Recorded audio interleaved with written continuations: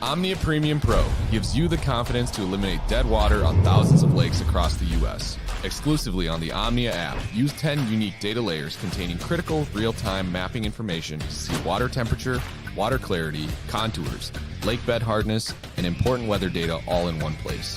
Matched with Omnia's loyalty credit program on all your tackle and gear needs, this is the only app you need in your arsenal for success on the water.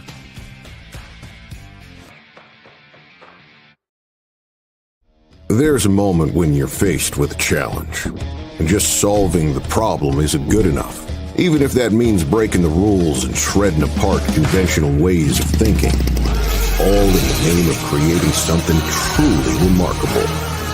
With this much control at its command, we didn't stop with just one. We created two incredible trolling motors. Introducing the new Power Pole Move brushless trolling motor.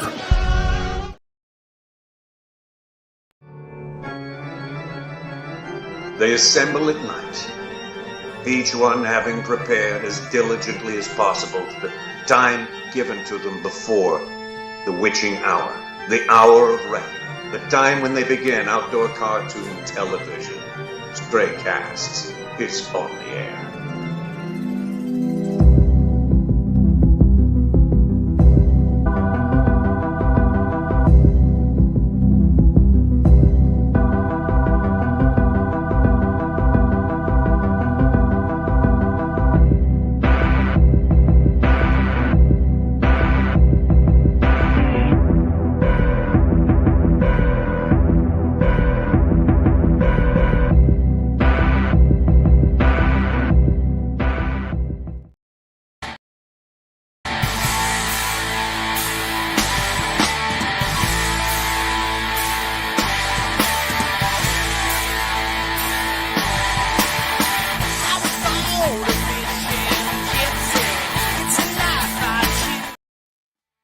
Good evening, glory, hallelujah to you. What the heck's your story and what's going through you? This is the glorified version of a Bass and Talk Show. I'm your host, Pat Renwick. It's Wednesday night. Give it up for yourself, Bass Galaxy LFG. Come on. Come on. Yes.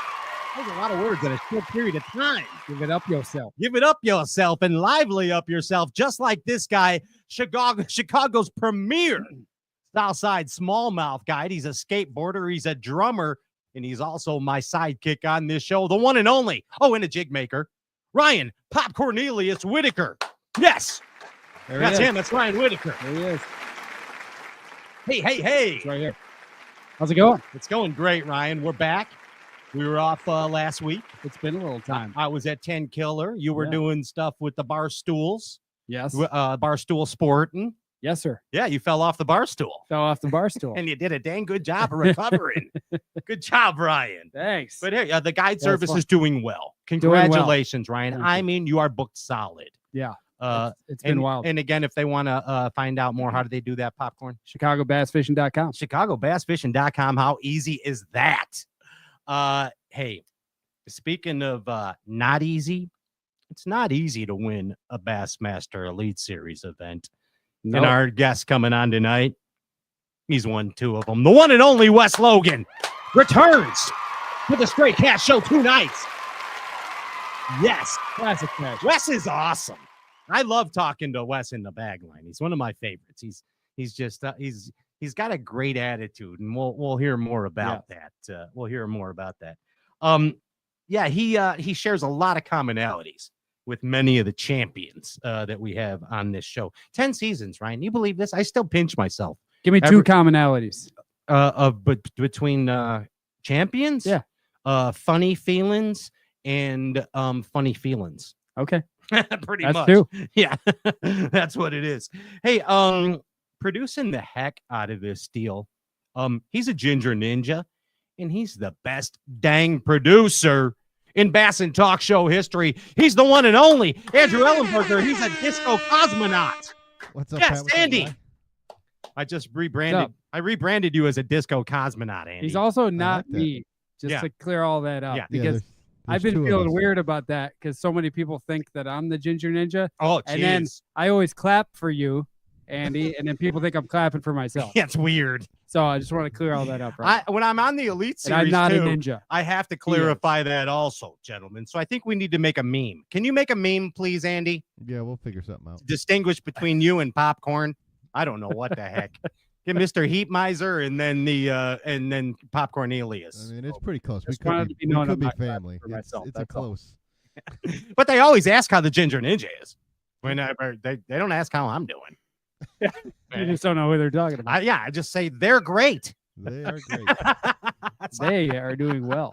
Andy, but you're the best damn talk show producer out there in the Bass Galaxy, according to our parents. So congratulations on that. You make the job easy, bud. You're doing really good. I agree. And Andy, the Father's Day post, still one of my all-time favorites of you and Fifi. She's swinging one aboard a Lake Jorge. Yep. One of my favorites ever. Oh, yeah. My favorites. Absolutely. Yep. I know Ginger's blushing, even though we can't see him. Nope. He's even redder. All right, gentlemen.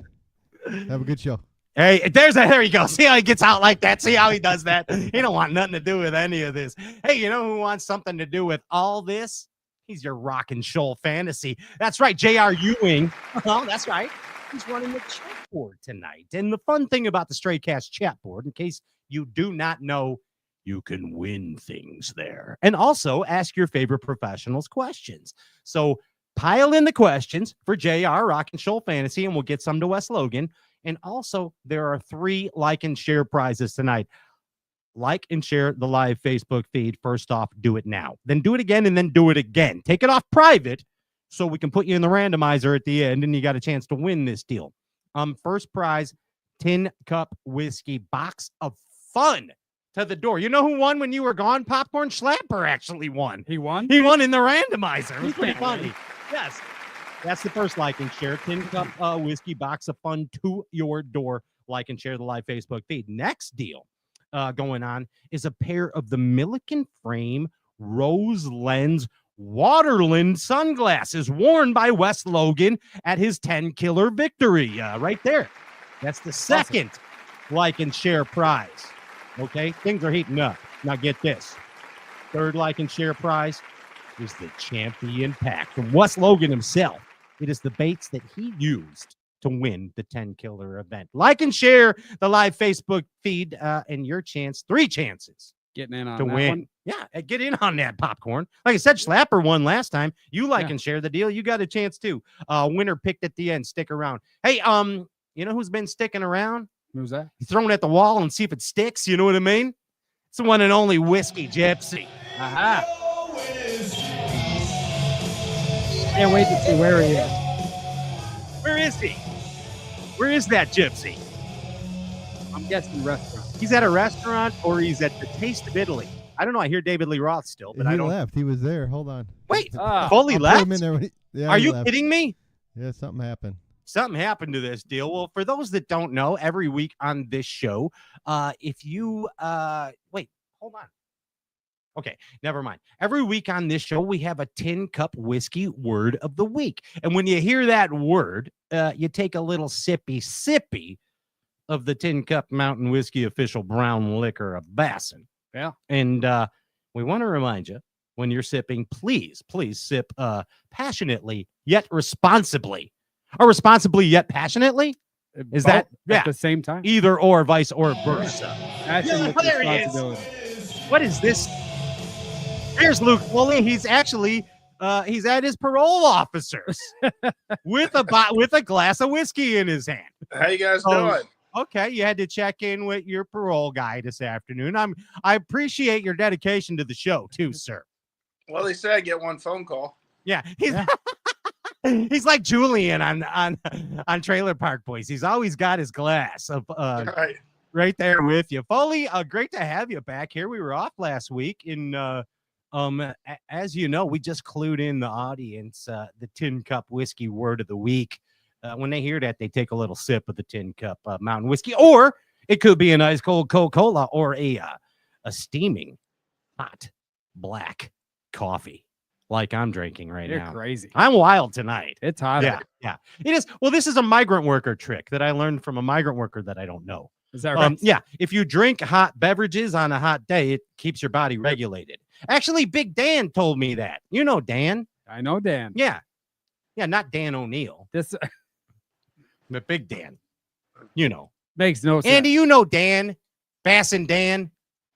Right? So do you drink ice cold beverages in the middle of winter? Yeah. I do. I drink milkshakes during the winter. It regulates me. Helps me keep the winter coat. Anyway, back to the show. Luke Foley, he's a whiskey gypsy. He is checking in with his parole officer somewhere in Indianapolis, Indiana, and selling downtown Indy. Downtown Indy. Foles, what is this tin cup whiskey word of the week? Well, Wes said he learned how to flip bushes with his dad, and he won flipping. So why don't we go with like bushes or flipping? I love Bush. Yes, absolutely. Ryan, all right. When we get Bush, we take a sip. We've got Bush. Yes, all right. So there it is, folks, just like in Porky's. Just like all right.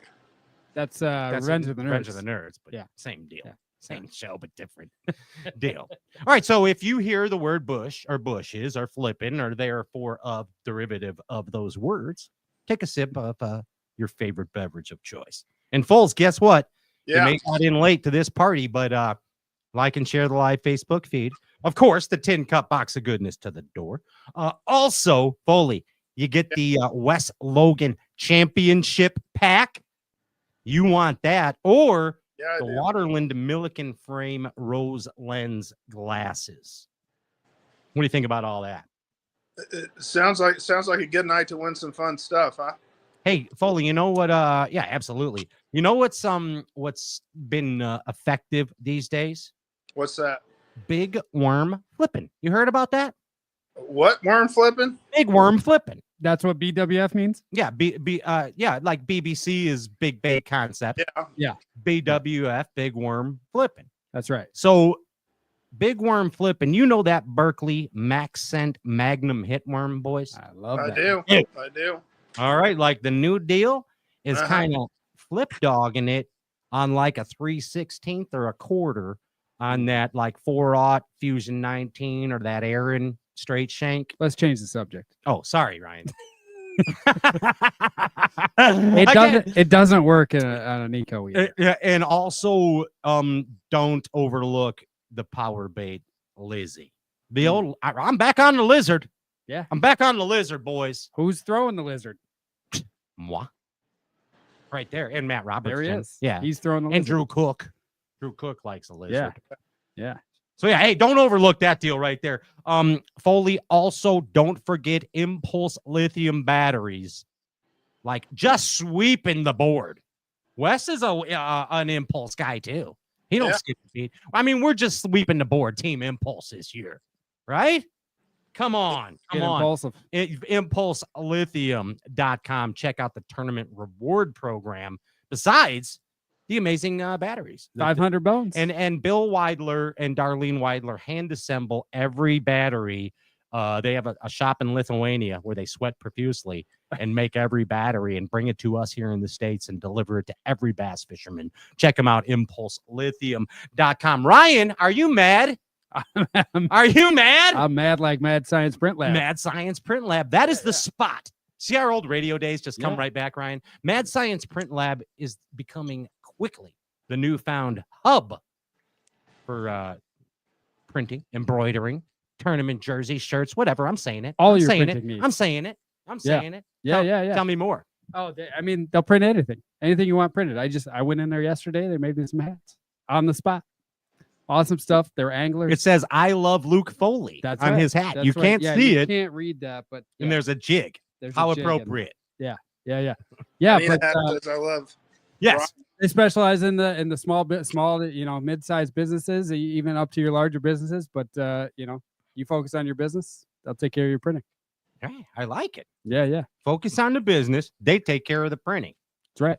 What if I want a fancy business card, like it from American Psycho, like that guy has? Yeah, the one that'll make you go sweat in the bathroom. You know what I mean? What if I want one of those? Can they print me one of those for my Absolutely. business? Okay. Yep. Stickers. Whatever like you that.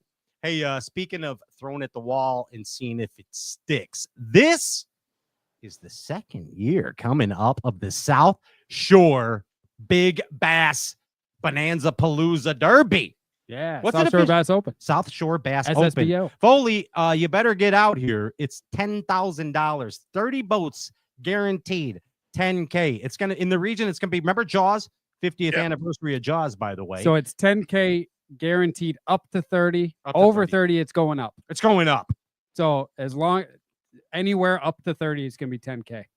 Then it's going up after 30. That's pretty good odds. Yeah. It's going to be like when all the townspeople went out to try and capture Jaws. Remember That's that? right. It is. That's right. How so- big's that boat? 21, Folks, 25. you better get out here. Chance at 10K. All right, I'll try and get up there. You and your fiancée can fish it together. Come on up. Yeah, you and Court can fish it. I don't know if she'll fish an 8-hour tournament, but I'll see what I can do.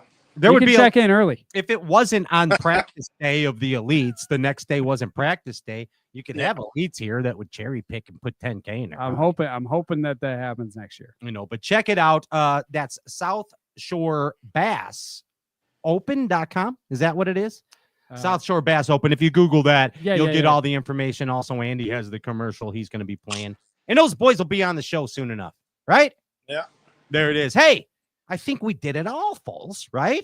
I think we got We everything. did it all right, 3 like and shares. You got the Wes Logan Champ Pack. You got the tin cup whiskey box to your door. And you also have, what was the other one we had? The other giveaway? Yeah. Say them again? Sunglasses. Oh, the Waterland. Yeah, the Waterland sun. Thanks, Foley. Somebody's got to help host this thing. Yeah. The Waterland sunglasses. There you go. Like and share the live Facebook feed, and you can win, just like Wes Logan. Put the power poles down. Don't go anywhere. We're coming back. See you guys. Champ himself, look. Wes Logan. See you, Take care. folks. Love you, bud. Let's go bassing. Be right back.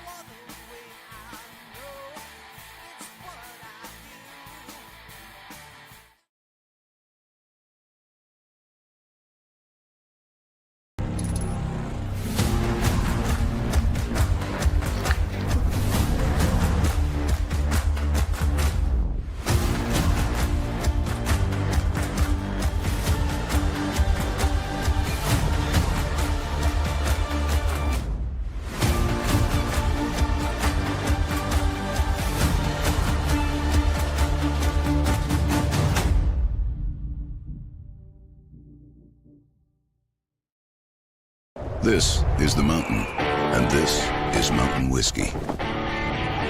Unspoiled, untamed, forever wild. There's no safety net, no way down.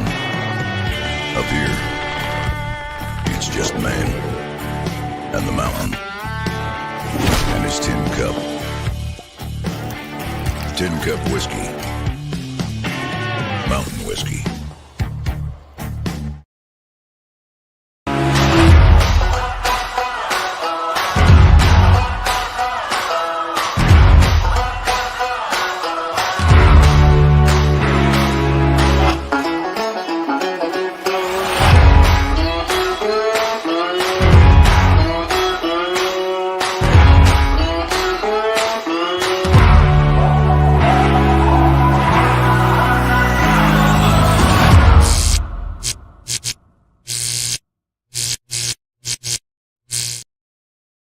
Attention all anglers, get ready for the South Shore Bass Open presented by Horseshoe Hammond Casino in Northwest Indiana.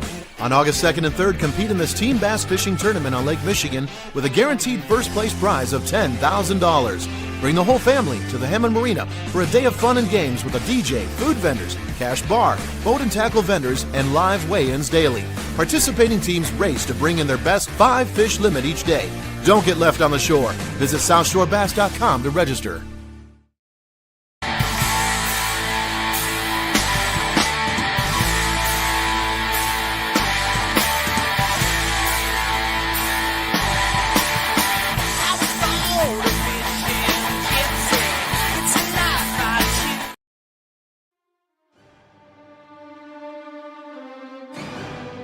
Welcome back. Welcome back. This is the glorified version of a bass fishing talk show.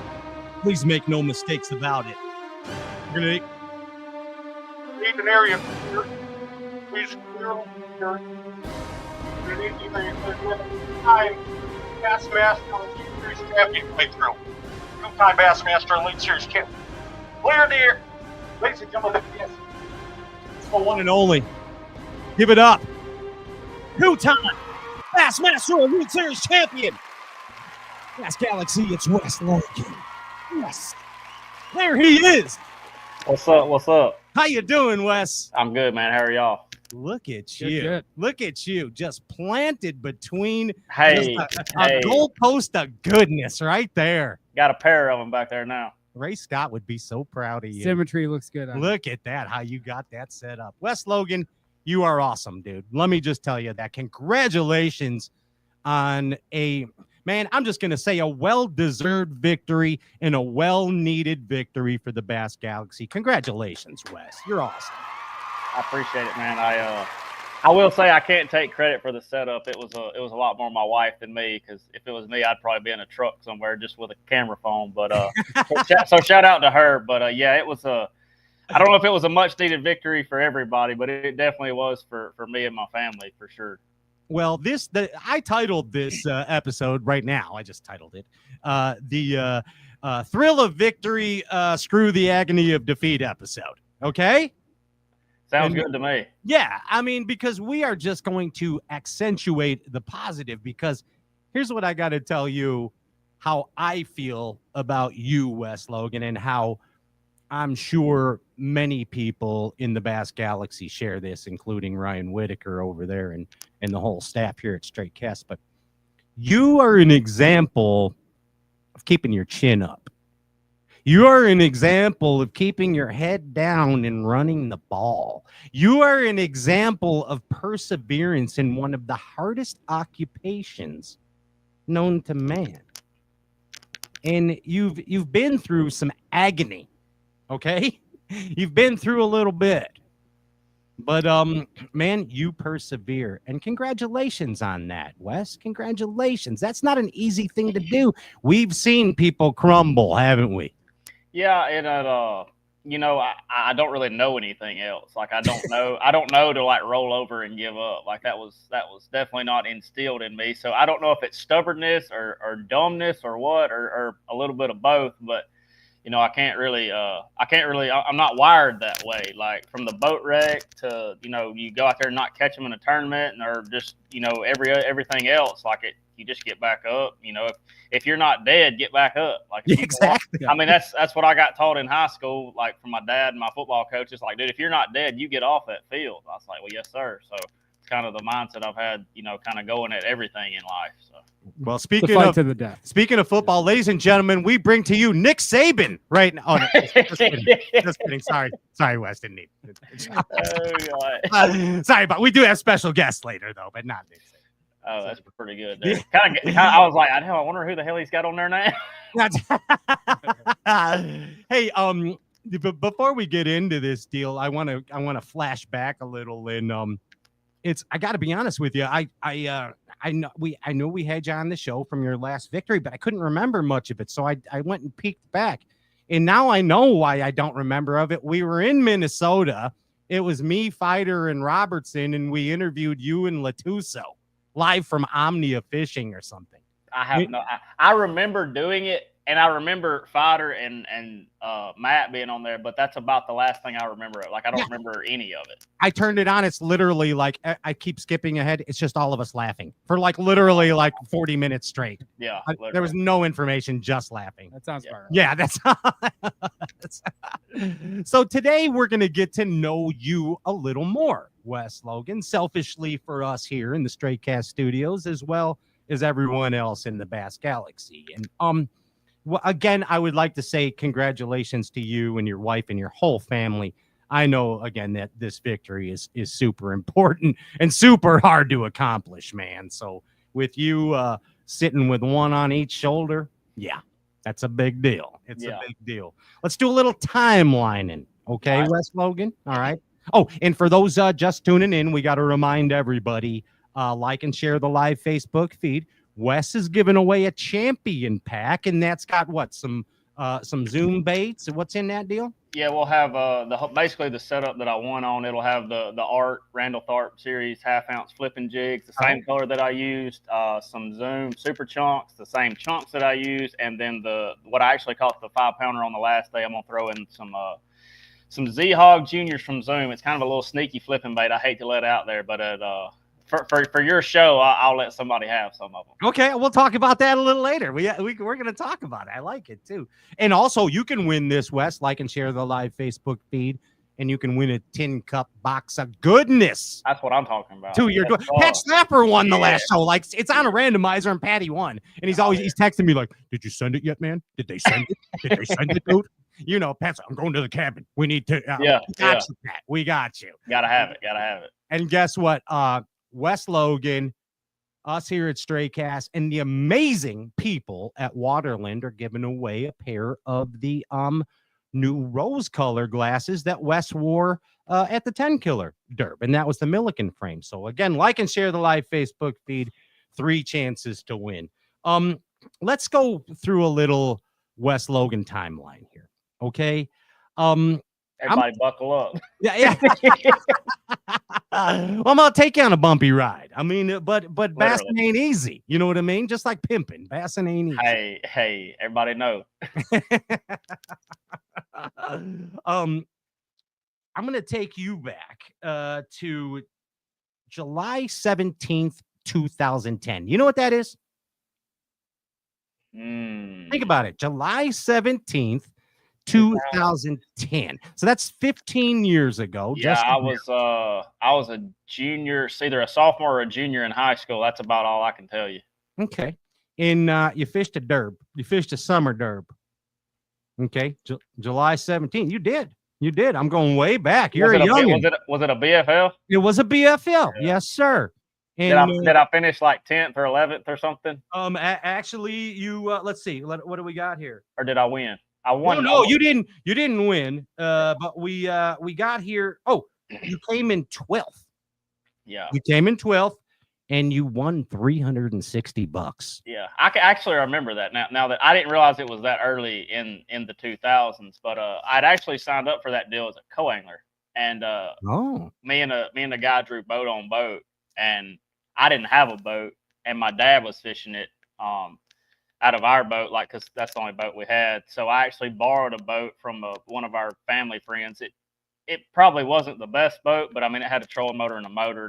And it ended up, the guy obviously drew me out. He knew I was from there, and he wanted to let me take it. So because I kind of knew, I thought where I needed to go. And I don't know, I finished 12th, and I was so mad at myself for not winning. And looking back on it, I'm like, man, that's pretty good for like a 16-year-old. Not bad at all. That's what I'm saying, Wes. I mean, and of course, you gave that guy the $360, right? Actually, I think we split it, to be honest. Did you split it? Okay. Yeah, because I did. Well, it was the boat on boat deal, and I felt bad for him. Like I think he actually ended up getting a check too. I can't remember his name. But it was an interesting. I don't know. It was interesting. It was the first tournament I ever really fished like by myself, so I didn't really know what the hell I was doing. It was a really good time of year. I should have won. I don't know why I didn't. But that's a different. You spent the other $165 on Waffle House, right? There is no. I don't know. I probably tried to. I had to put gas in my truck for the next 2 weeks to keep going back up there. But, I bet you lost a big one or something. Yeah, he was. He was fuming. He was fuming. Yeah, I can't remember. There's no telling, to be honest. But guess what, Ryan? We're gonna jump up, okay, to April 18th, 2014. You remember that? That should have been the I'm gonna say the TBF National Championship at Grand or something. No. I am now. We are at the Opens. Okay. In April in 14. I fished the Opens in 14. Oh, no. I'm sorry. Yeah, that is. So this is at Eufaula. Actually it was. Sorry. Hold on. Back up. It's come on now. Hey, get the facts. No. Hey, come on. No, I got a lot of stuff going on in the Rain Man brain. I'm with you. It shows 2014 was your first stab at an Opens event. And it was on Lake Eufaula. Your first stab at a Bass Opens event. I feel like the Eufaula, that was I know what it was. It was I'm trying to think of what they called it. It was a federation like divisional type tournament is what it was. Yeah. Gotcha. So it was not an open, it was a divisional. No, it was a divisional tournament. And like, you know how you had like the states, like you had Alabama, Georgia, Florida, and all that. That's what that was, because I think I actually qualified I don't even remember how I qualified, but yeah, that's where it was. And I mean, I think we won as a team or the state team or something, and then made it to the whatever the next deal was. Yeah, 10 boats, 10 cows. Yeah, that's what it was. Yep. And that is your official documented first BASS event. Really? That's pretty cool. Yeah, that event right there is what Ronnie Moore, Ryan probed Ronnie earlier. That's what he got. I'll be there. Got out of him. It was hard to get it out of him, but yeah, your first event. That's history, dude. It's history. I guess. I can remember that one pretty good too, actually. So we have foreshadowing, right, with the Neely Henry event, and then we go to this deal right here, your first BASS event. Let's take it to August 3rd, 2019. August 3rd, 2019. What was that, Wes? August 3rd, 2019. Mm-hmm. That was probably It was a big check. You got a big check, buddy. Your first big check. August 3rd, 2019. Was it it was probably the Open at La Crosse. Yes, sir. Yeah, I should have won. 100% should have won that one. Why'd you lose? What happened? Definitely lost them on that final day. That was a train wreck of a day. That was a whole crazy situation how all that happened, because I had a boat deal with the company, and I was fishing FLW at the time when it was still FLW, and halfway through the year the boat deal fell through. And I had nothing. Like, I had to borrow a buddy's boat. I don't even really talk to the guy anymore. It was a nice boat, but it was just kind of ragged out a little bit. Not his fault. It wasn't up to multiple day tournament driving 800 miles across the country type boat, and it was It was just a bad deal. The fact that I ended up winning the points in that whole deal that time, it was just like God's was like, you're gonna do this regardless if you're fishing out of canoe. I was like, but yeah, that final day at La Crosse was kind of a disaster, and still finished third, thankfully, but definitely gave that classic spot away. But dude, to be honest, I don't think I was ready to fish the classic that young. Like, I just wasn't, and I had probably just a year before I'd fished the Forest Wood Cup and was leading going into the final day on that, and lost that one too. But I hate to say I lost. Clint won. I don't feel like I was in the right place in my career to get an opportunity to fish the classic. So I mean, I feel like that's kind of why it happened the way it did. Well, that was our first Forest Wood Cup too. Yeah, exactly. Yeah, I remember a little Wes running around in a white T-shirt, no sponsors, just rolling around. Like, who is this? We're like, this guy's awesome. He is awesome. But I mean, here's the deal, man. That year, all right. I mean, talk about it. 31st was your worst finish in the 2019 Opens. Then you had a 10th, a 3rd, and a 5th. Okay. Yeah. It's pretty good. Yeah, not too shabs. And you won 13K at the Mississippi River. Again, we have learned a commonality, Ryan, what you asked me, but amongst champions is that everything happens for a reason and falls in place and does not happen until it's time, whatever that time may be. Natural progression. Yes. 100%. And you won 13K. Yeah, and I can remember, like, it sticks with me, like, to this moment. I don't know when he said it. I don't know if it was one of his TV shows or on a Bassmaster Live. Zona talked about the rungs of a ladder in professional fishing, and you can't just skip rungs and expect to just stay on the ladder. Like, you're going to have to take your bumps and bruises getting up the rungs, or if you think you're just going to start at the bottom and jump all the way to the top, it's going to be a long way back down. And that still holds true, I mean, to a lot of guys you talk to. And he kind of hit the nail on the head with that, because that's a carbon copy of what I did. Like, the way I worked my way up, took my bumps and bruises. I feel like mine happened pretty fast when it started snowballing, like when it started going. But maybe that like that for everybody. I've never really dove into other people's journey. But the way mine happened was pretty much, I mean, just like a storybook. So you went federation, and then made a national championship. Yeah, I kind of just. And like, I don't really think he said it like Zona said it, like trying to tell somebody a specific way to do it, but I kind of took it to heart, and I was like, well, dude, like what he said made sense. Like, just because you can win on a local level around your 3 lakes that you fish all the time, that doesn't make you somebody. Like, makes you good in this little zone. And he said, you got to be able to move to your regional, like, driving 3 or 4 hours here and there. Then like a divisional, like, surrounding states. And once you start, having a lot of success in that divisional, like where you're kind of branching out, that's when stuff kind of starts getting serious. And that's what I kind of did. I transitioned from the federation stuff, basically did well in the BFLs around here, transitioned to the divisional stuff, and then, made the jump to what was then the Costa Series and the Opens. And in 17, I fished the Costas and the Opens. We didn't really fish the Opens or either one of them really to try and qualify for anything. I just wanted to fish something bigger. And finished like 6th or 7th in the points in the Costas. And I think I finished 9th or 10th or something in the Opens.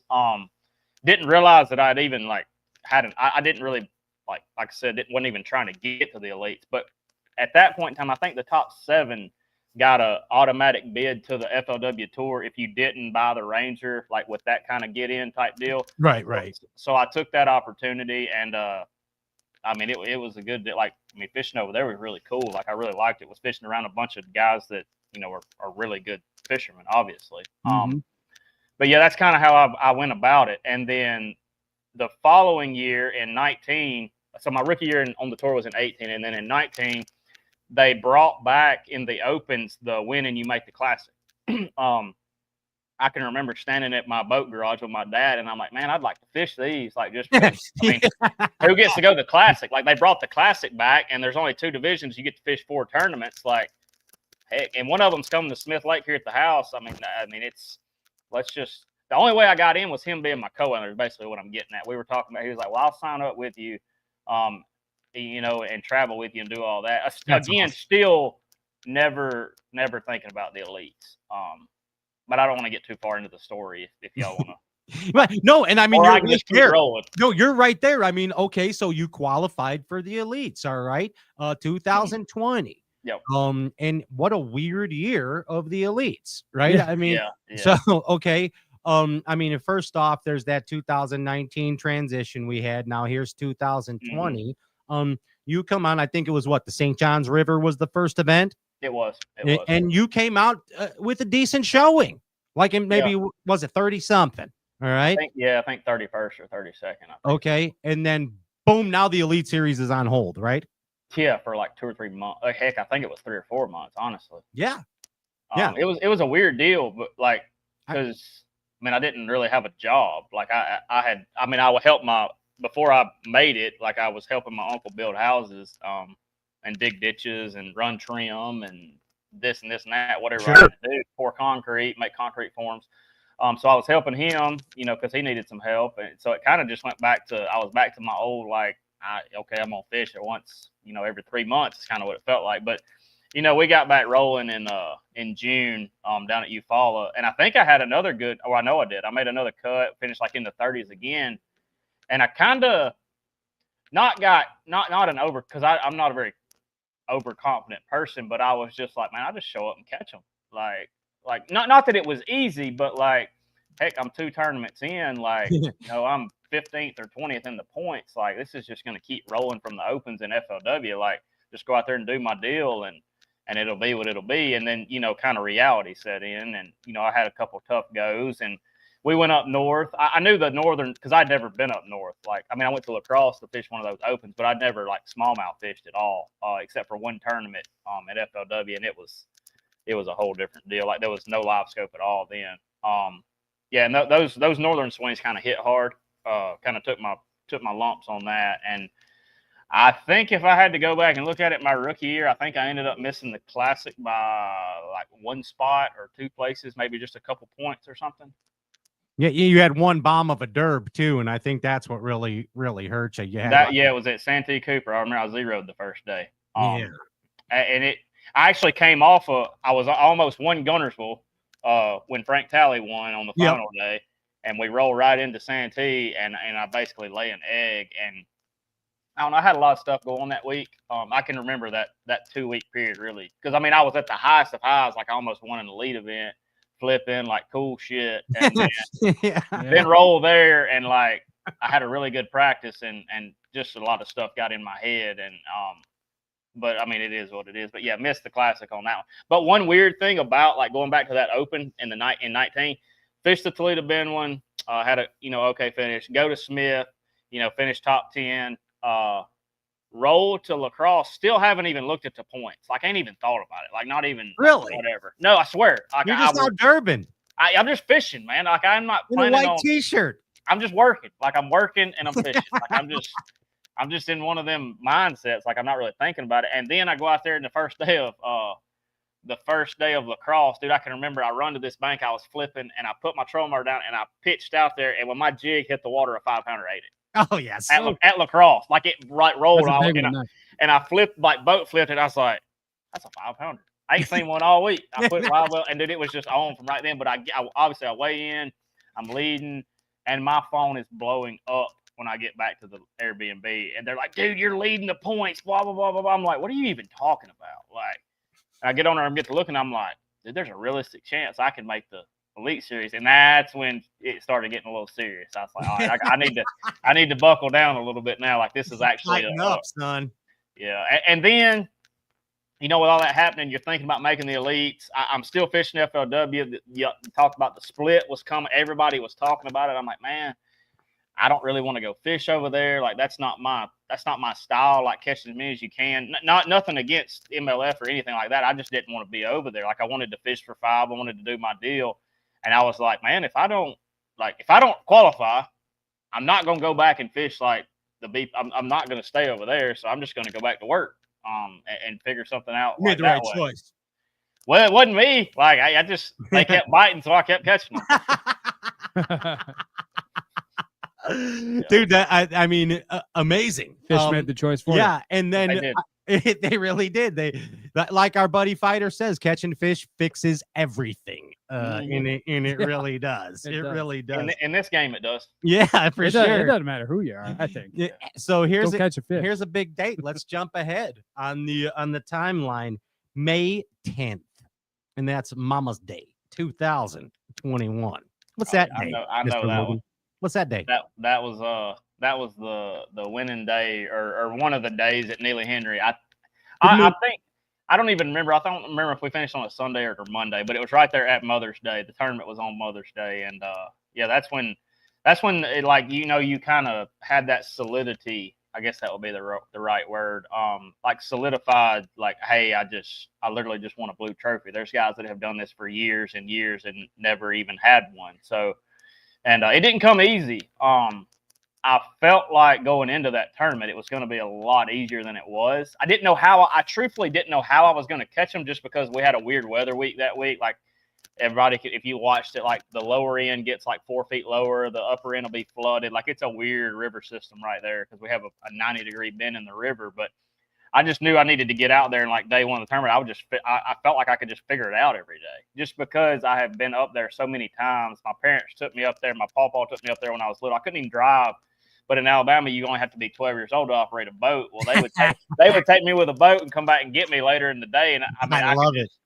I can just remember, like, I caught fish in that tournament where I caught them when I was like 12 or 13 by myself. You know, that's one of those deals when it's meant to happen. And get this too. Hey, let's check out this Bass Galaxy. A little commonality.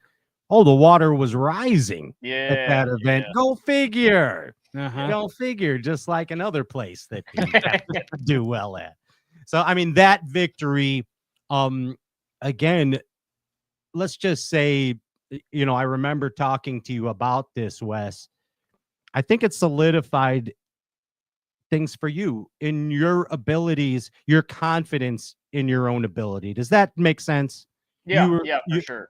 You knew you made the right choice now, right? Yeah, absolutely. The impression we got from you then. Yeah, it was kind of like, because I mean, it was like halfway through my sophomore year, and I mean, it's like, you make it through your rookie year because you can't get cut. Like, you get a pass, basically, like a bye year. And then that second year is when stuff starts getting serious. And, you know, a bunch of really great anglers have came in and been gone in 2 years. But I truthfully think a lot of them guys are probably better than me. And why I'm still here, like, I don't know. Like I said, I just go fishing. But that one did help a lot, you know, financially wise, for sure, because I didn't have any sponsors hardly. I had a few, like, I had sponsors, but not the monetary amount. Like, I didn't even have my entry fees paid for when I made that when I won that tournament. So, I mean, it's a it used to be a common misconception, like, oh, you make the elites, you get 200 grand, like you're making a great living, all your entry fees are paid for. That's not the case anymore. So it definitely helped with that. Just kind of helped you breathe a little bit, get your head above water, and it did help tremendously from a business standpoint too. Like I think it kind of puts you on the map with some of these companies. Like they see how you handled it, like how you were able to promote their stuff when you were on camera.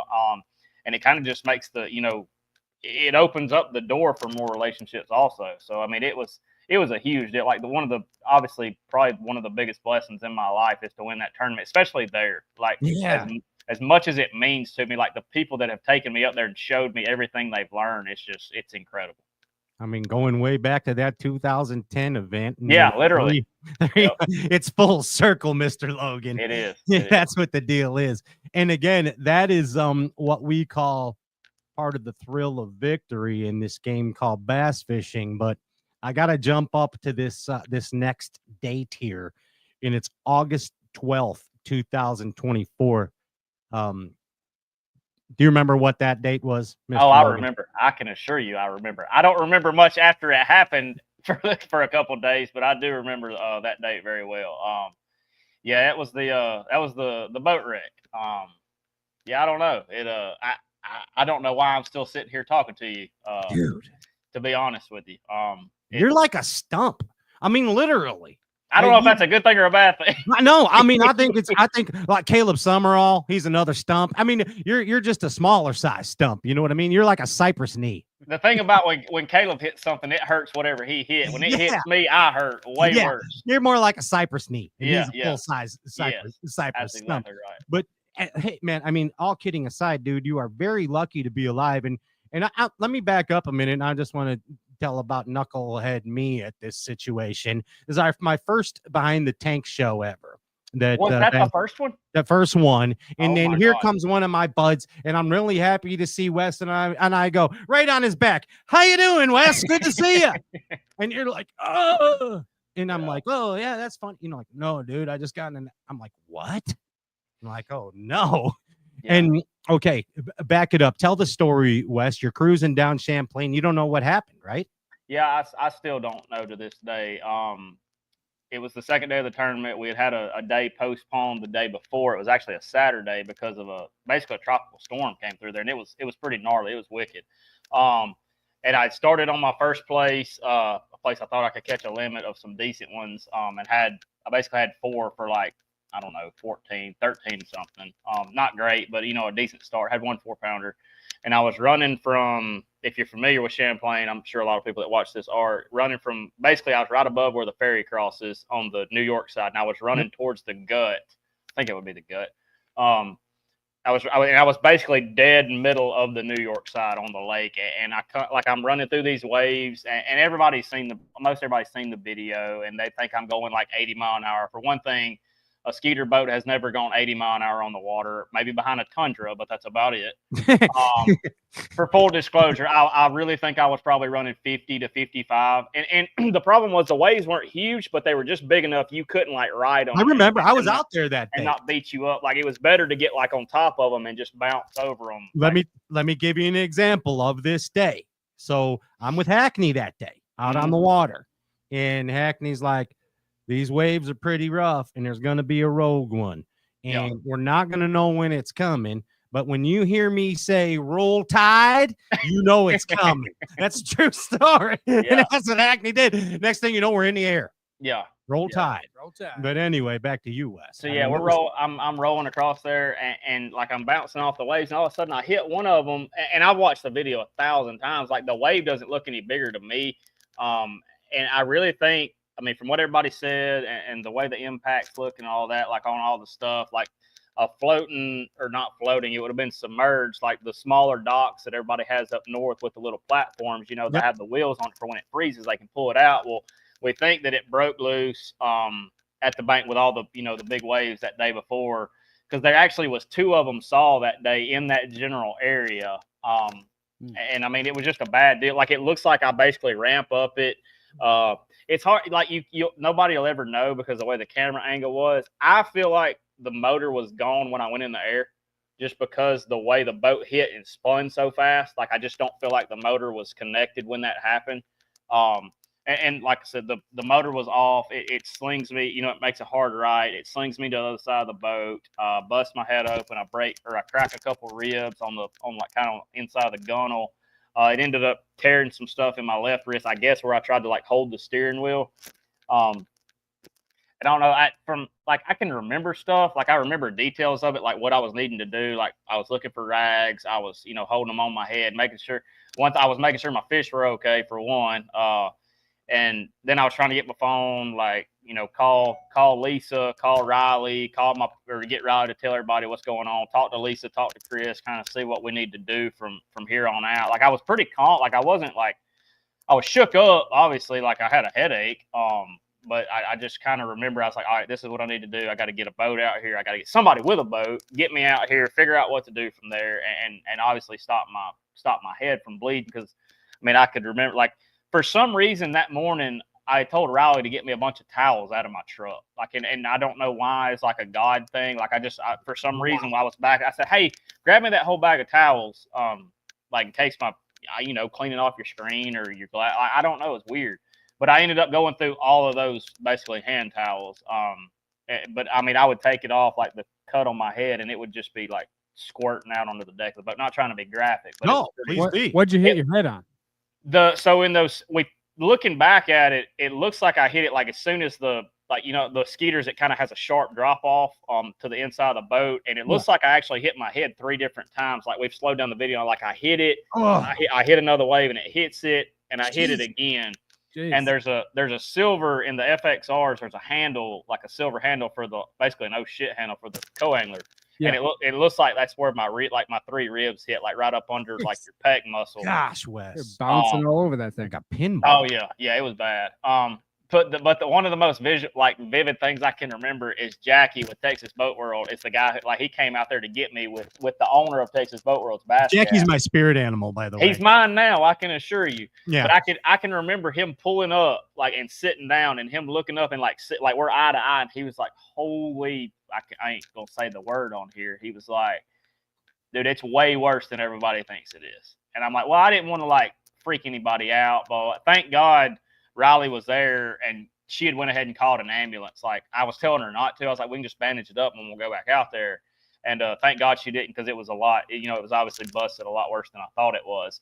But I was trying to I had a weigh-in bag in the boat, and I was trying to get my fish into the bass cat. So if I was able to come back, I could, go back fishing or weigh them in, whatever. Because I mean, we got classic points on the line. Yes. And I ain't got the 2 hands. And I'm holding the bag in one, and I have to take the towels off, and I'm grabbing these smallmouth, and it's just like a hose pipe of blood just shooting down. Lord Almighty!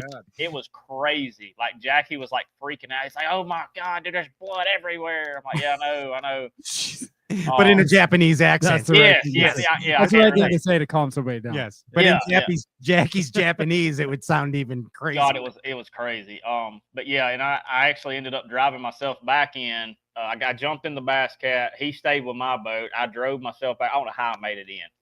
The only time I really got kind of freaked out is when the main point right there at Plattsburgh, when you can see the boat ramp, where all the sailboats are. I make that turn, and that's the way the wind was blowing them. So I was kind of hitting them pretty hard. And I can remember about halfway from the ramp from that point, everything kind of started getting quiet. I was trying to want to close my eyes. I was like, dude, you got to make it to that boat. You've got to make it to the dock. I don't know what you got to do. And my rag had got so soaked with blood, it's flying. You know how there's water in the bottom of the where your feet go and it kind of blows up. Yeah. So it's going everywhere. I get in and it's all over my face, running down my clothes and stuff. Like William Wallace in Braveheart. Yeah, I guess. I don't know. You're awesome. No, I wouldn't say that. And well, you're a warrior to keep going, for crying out loud. I didn't have a choice. I know. What you gonna do? Well, you did have a choice, maybe. I don't know. I mean, I could have. I guess I don't know, but it just I never had a thought to oh, this hurts. Oh, I need to. No, my thought was get me another boat, get my head to quit bleeding. I've got to go catch a limit. I need to go back out there and fish. Yeah, unreal. And you did. Yeah. I think you came in 60th. I did. I went back. I was able to get. They got me, man. it was cool. I do remember this, like being in the hospital, and they're like, they were phenomenal. The doctors and nurses in there were taking care of me. They get in there and they're starting to like, they can't get it to stop bleeding my head, and they're trying to like, it's what I don't really know what it's called, like some kind of glue or something, like liquid stitch or something, and it won't close up. So they literally they were wanting to numb it. Like they're like, if we like, we'll shoot some numbing stuff and it'll take 15, 20 minutes. I was like, no, I was like, I need this done now. Like I need whatever. Aren't you a Sunline guy? I am. They use 65-pound Sunline, and now he's even better than ever. Yeah, that's right. Yeah. They ended up having to take. They were taking almost like a solder gun to me, and they were having to like burn the ends of my blood veins to make it stop bleeding. And that's the worst pain I had, all of it, because I told them not to numb it because it would take too long. But after they finally got it bleeding, I got everybody in there, and me and Riley, when they were trying to explain to them, like, hey, we're in a bass tournament. Like, we have to weigh in at 3. I have 4. A limit is 5. There's the classic points. Like, I need to get back out there as quick as I can. And, man, they dropped everything. Like, some nurses missed their lunch break. So, like, you really owe it all to them because, they got me in and out of there as quick as possible. And I think I ended up having an hour to fish when I got back out there. And I don't remember leaving the hospital. I don't remember, like, getting in the parking lot. The last thing I remember is, like, putting my life jacket on and idling out. And like I wasn't feeling nothing. Like I guess my adrenaline was still up and stuff. But I start running back out, and about that same point, where like in between that point and the boat ramp, like I start hitting them waves in my ribs. It's like somebody's got a knife in my ribs. I'm like, oh. I had not felt my ribs yet at all. Like, and I started trying to do. I'm like, my ribs are cracked. Like I've had cracked ribs before. Like I can't breathe. I get out there, man, and it's the craziest thing. I go to actually where I had ran from when I wrecked, where I started. I put the trolling motor down. Never been in this boat before. He's got an MBT mount up there, like with the live scope. I've never looked at it. I don't even know what I'm looking at. I drop it, and I'm like, there's a dot, like right there, like 40 feet. And I just lob my stuff. Like, I just kind of like pitch it over there. I'm leaning against the seat, and like it hits the water, and I swear to God, it runs up there and just catches it. I was like, no freaking way.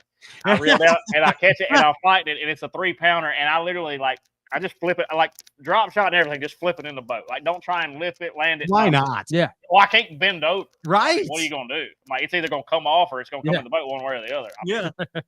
I caught it, I weigh it, and I'm like, holy shit, that just happened. So I fished around for a minute. Amazing. Like, and I'm just like, I don't know. I can't focus. Like my head, I just can't. Like, I don't know. It's starting to hurt. Where's my And if I come in, I make it till about 10 minutes till 3 o'clock, and I'm like, I got to go in. Like I can't. And when the ride in, and then me trying to get my bag and get the fishing, I wouldn't let nobody carry my bag. Like I'm just not. Mama didn't raise no bitch.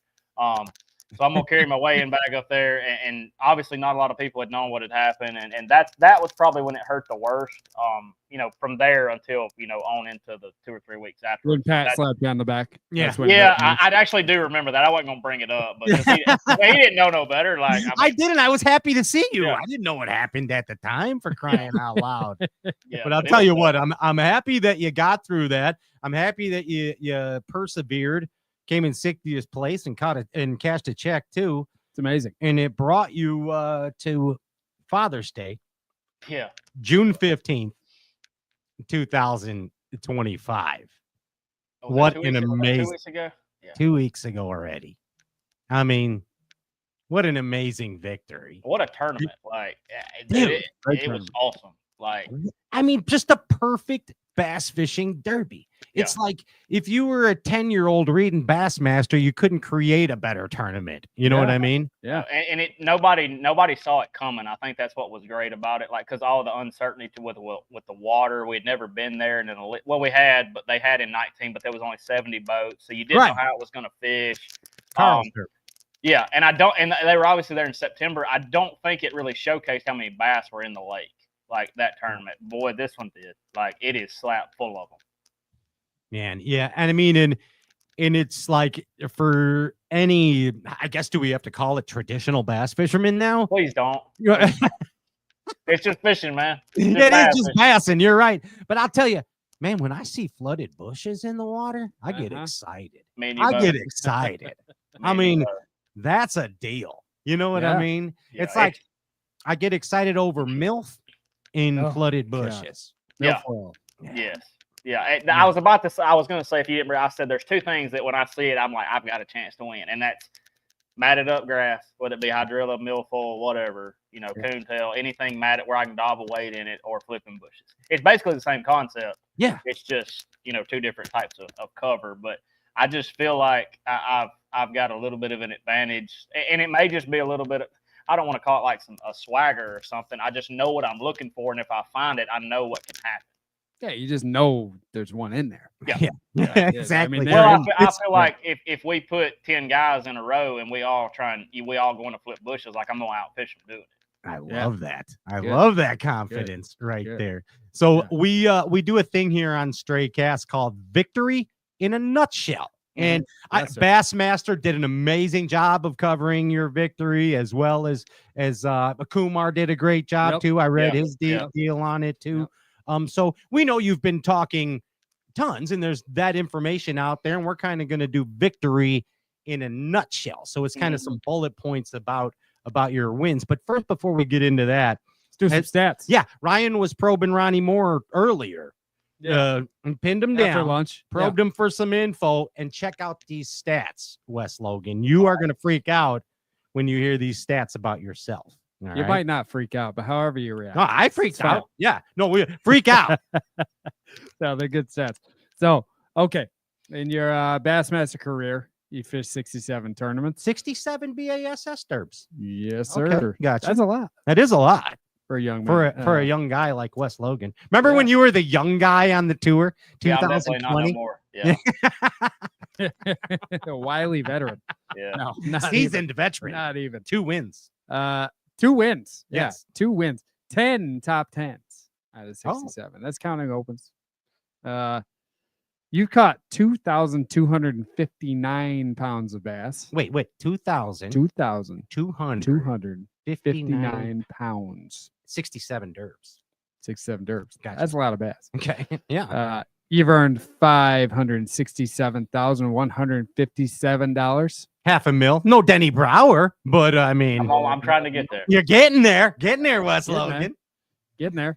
And what that comes out to, every pound of bass that you catch is worth $251. I'll be there. Dude, that's a 4-pounder is $1,000. Yeah. I got to catch more bass. Yeah. Your wife loves these stats. She's going shopping. I don't know about that. And you are averaging $8,465 per tournament. Okay. Really? Almost making back the old entry fee. When you factor in the opens in there, that's really good. It is. That's pretty damn good. 8K a derb. $250 a pound. Pretty impressive, Wes Logan. Yes, sir. Those are good numbers. We do this for a redneck from Alabama. I guess it's not too bad. Roll Tide. Roll Tide. Roll Tide. So let me set the scene here before Ryan yep. jumps in here. Lake 10 Killer, as Wes said, they have not been there. The elites have not been there since 2019 when Carl Jacobson won. Mm-hmm. Now, we get to the event. You guys are practicing in just like the water's rising then, and then the water falls, and then the water rises, and then the water falls, and then the water rises. And here we are in Cookson, Oklahoma, Lake 10 Killer. Take it away, Ryan Whitaker. Yeah, well, I mean, that's why I run it down days 1 through 4. Consistency right here. So you go out day 1, 14-12, day 2, 15-13, day 3, you slip a little, 15-9. You slacker. 4 ounces slip. And then day 4, just 16-4. In the first day, didn't you smash them though? Steady climb. Didn't you like catch a zillion fish or something? Was that day 1 you told me? Yeah, I think we were talking behind the tanks or something. I think I caught. I was by myself. I didn't have a marshal. I probably caught 40 to 50 bass that day. But I was just in an area. I started seeing guys show up, and I'm like, I'm fixing to burn it down. Like you look so happy. You look so happy, Wes. Yeah, I mean, I knew it wasn't the winning area, but I'd kind of committed to it by the time like it had gotten that time of the day. I'm like, I'm not leaving. Like I'm fixing to just catch everything that bites. And they bit so good the first day. It was unbelievable. Like it was incredible how many bass I caught. And a lot, not little ones, like 2-pounders, 2 2 1/4. Like I would just catch I'd catch a 2 at a quarter. Like I went in one. I can remember catching 4 out of one bush, and it was like 10.5 pounds worth. I'm like, damn, I hope I don't need them tomorrow. You can't stop though. You gotta burn them down. Yeah, you're like a cluck. You're just boom, boom. Well, that was the guys I started seeing show up in that creek. I'm like, they don't miss anything either. So like, it's not like you could save it. Like the place was too small. You're just gonna have to catch what bites and figure it out the next day. Awesome. Yeah, at least you'll sword jaw them until the next day or the third day. You know. Yeah, we'll just figure it out when we get to it. Yeah. All right. So Pat, you were talking about commonalities. I found one here too. We do this with champions, and this is something I hear after a tournament victory with a guy. And you mentioned this about practice. You said coming into the lake, didn't really like the way it looked. Didn't like the way it was setting up. You never even been there, right? No. So Saturday, we hear that a lot. Yeah. So explain that. You said it looked like it was setting up to be weird. Didn't like it did. I always get there a day early, or actually get there 2 days early to camp. And so basically I got there on Friday. Saturday I had all day to set everything up the way I wanted it and get all my rods rigged and all that. And me and Lowen camped beside each other. So me and Lowen went and rode around the lake. And it didn't look good. Like the craziest thing is there was nothing in the water.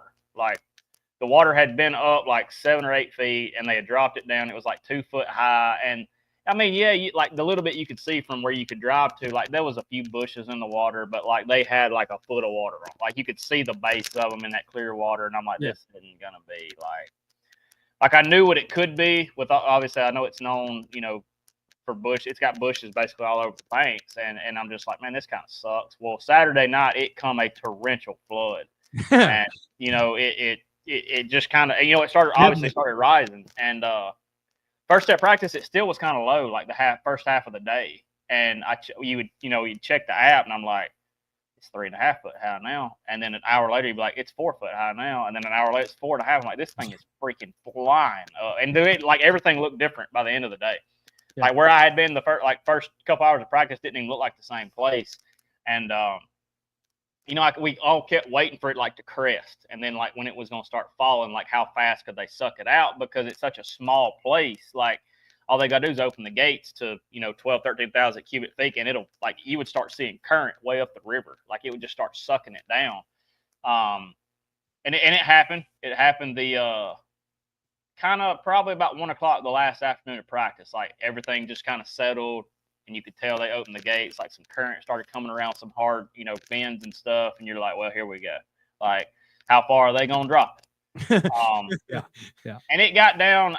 So long story short, the magic number I thought there is 4 feet. 4 feet above normal pool was perfect. And that's kind of where it stayed basically the whole tournament.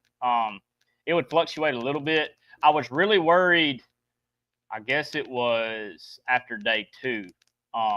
It kind of started falling. It got down to 3.5, 3.6 something. It's like, man, if it keeps going the trajectory it's going at by tomorrow, it's going to be by midday, it's going to be 2 3/4, 2.75 something. That's getting back down there where ain't nothing in the water. They're going to kind of pull off. And luckily we had a crazy storm at 2 o'clock on day 2. And man, they started biting really good when it would rain, but it rained hard enough.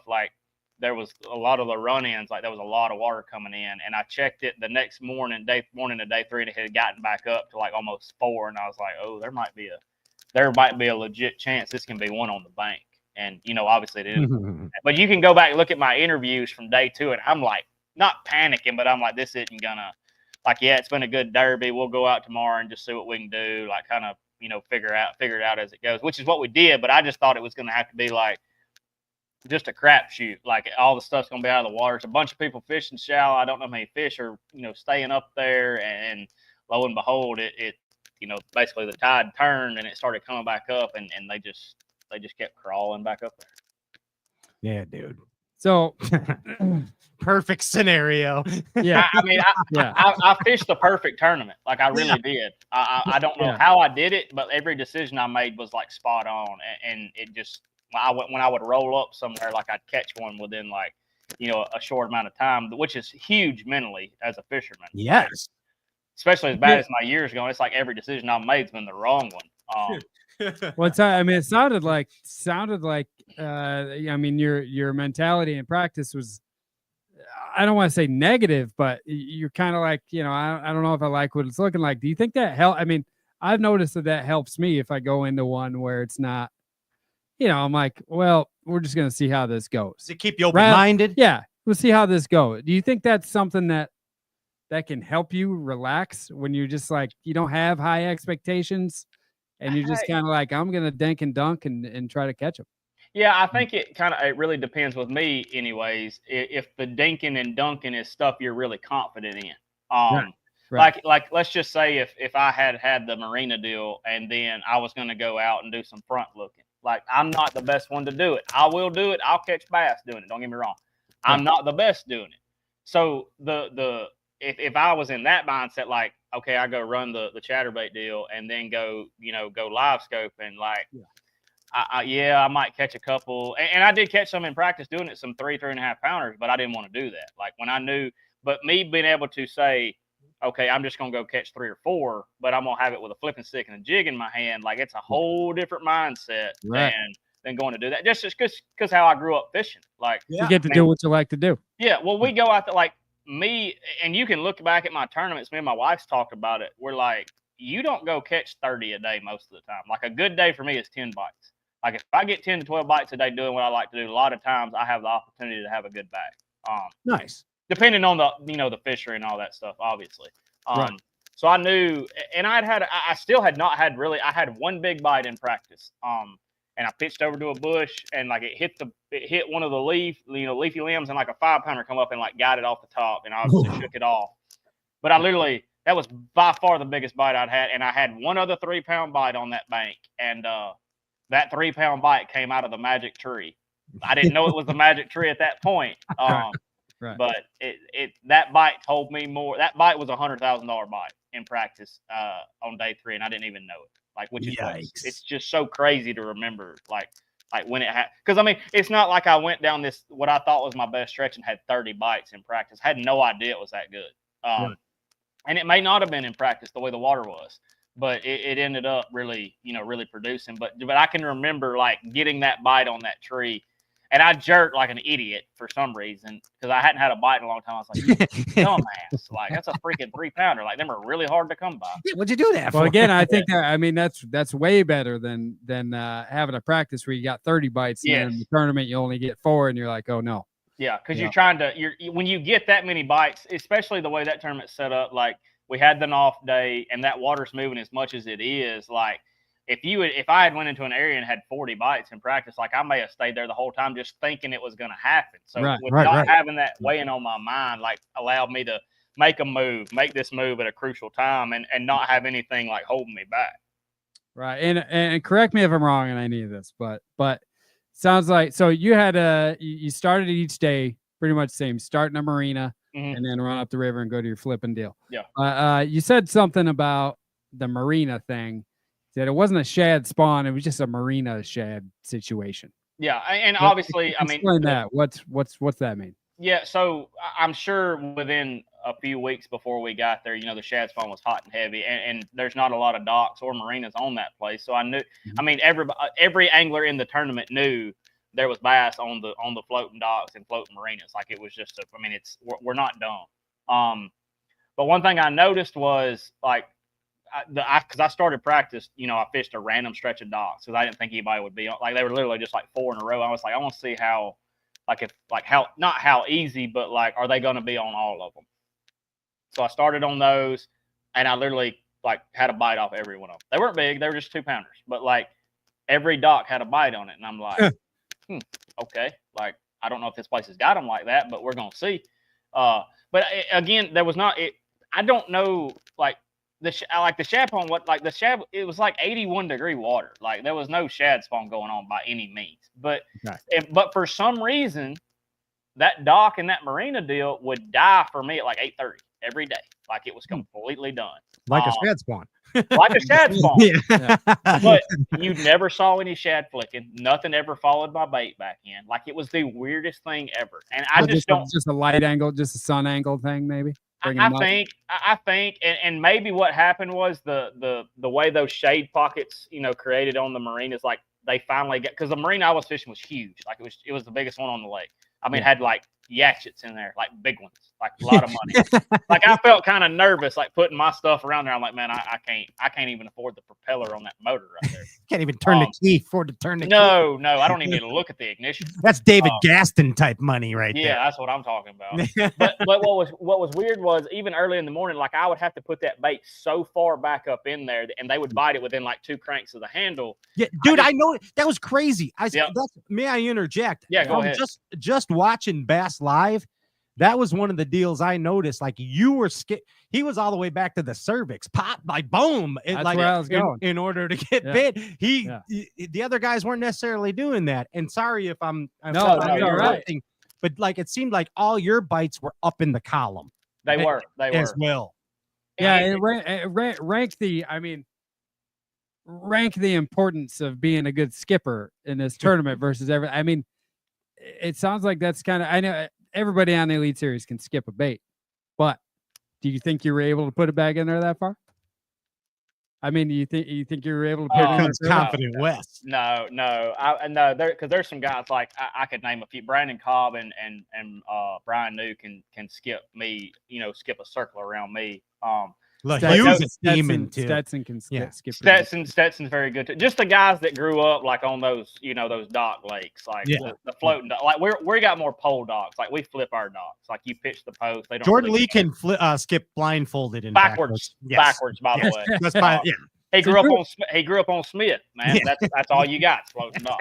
But I one key from that tournament, I think, like I said, me and Bill Lowen talk a good bit, and I was worried about the marina deal. I was like, man, I think there's a bunch of guys doing it. Like, I don't know if it'll be that good by the tournament. He said, look, man, if you're be able to put your bait where these other guys aren't, he said, and I've watched you skip. I know you can put it where other people can't. He said, you're going to be fine. Just go do your deal and not worry about it.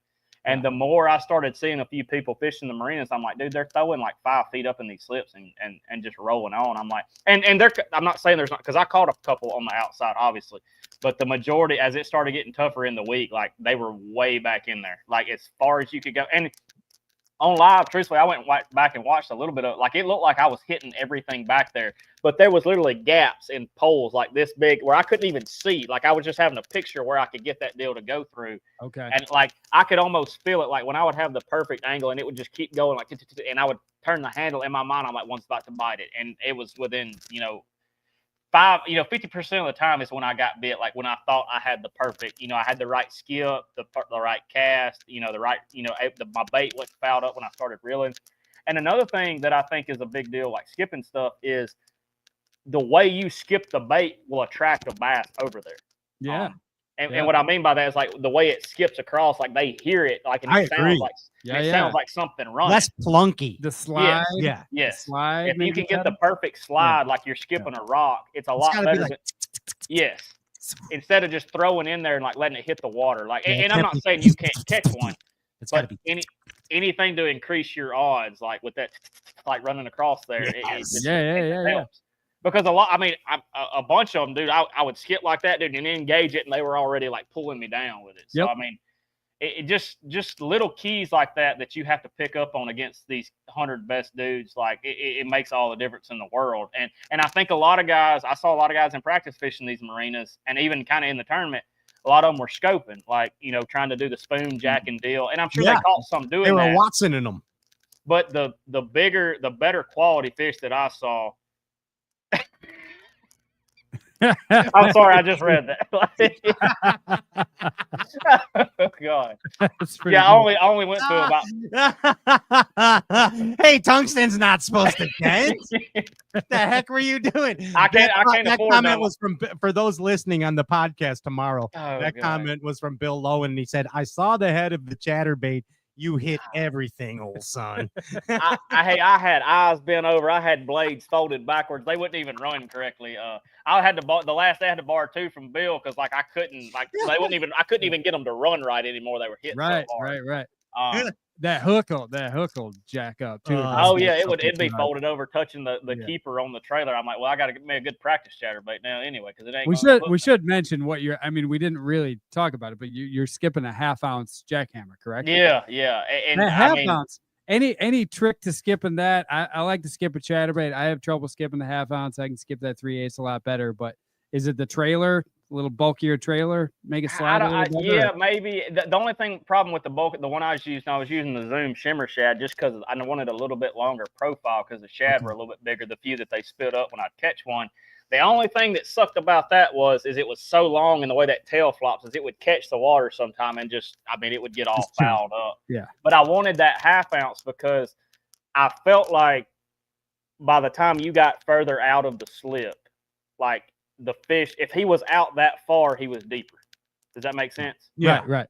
To where, I could throw the 3/8 back there and it hit the water and like have it up high coming out in the darkest part, but I would never see one get it like closer to the boat. And I was like, so as I was reeling it, like I would kind of like feather my retrieve to like, kind of stair step it down.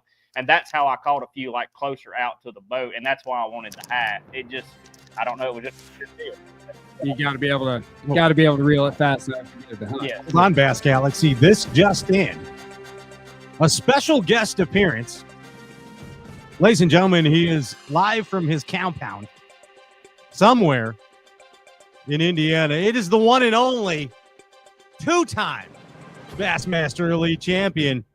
Give it up for the one and only Bill Lowen. No way. Yes, sir. Oh my God. It's Bill Lowen right there. Hey, Bill, did you see what Wes did? I mean, he's like, ain't no way I'm letting Lowen have this thing. He ain't letting you one up him. He had to go get another blue trophy, didn't he, Bill?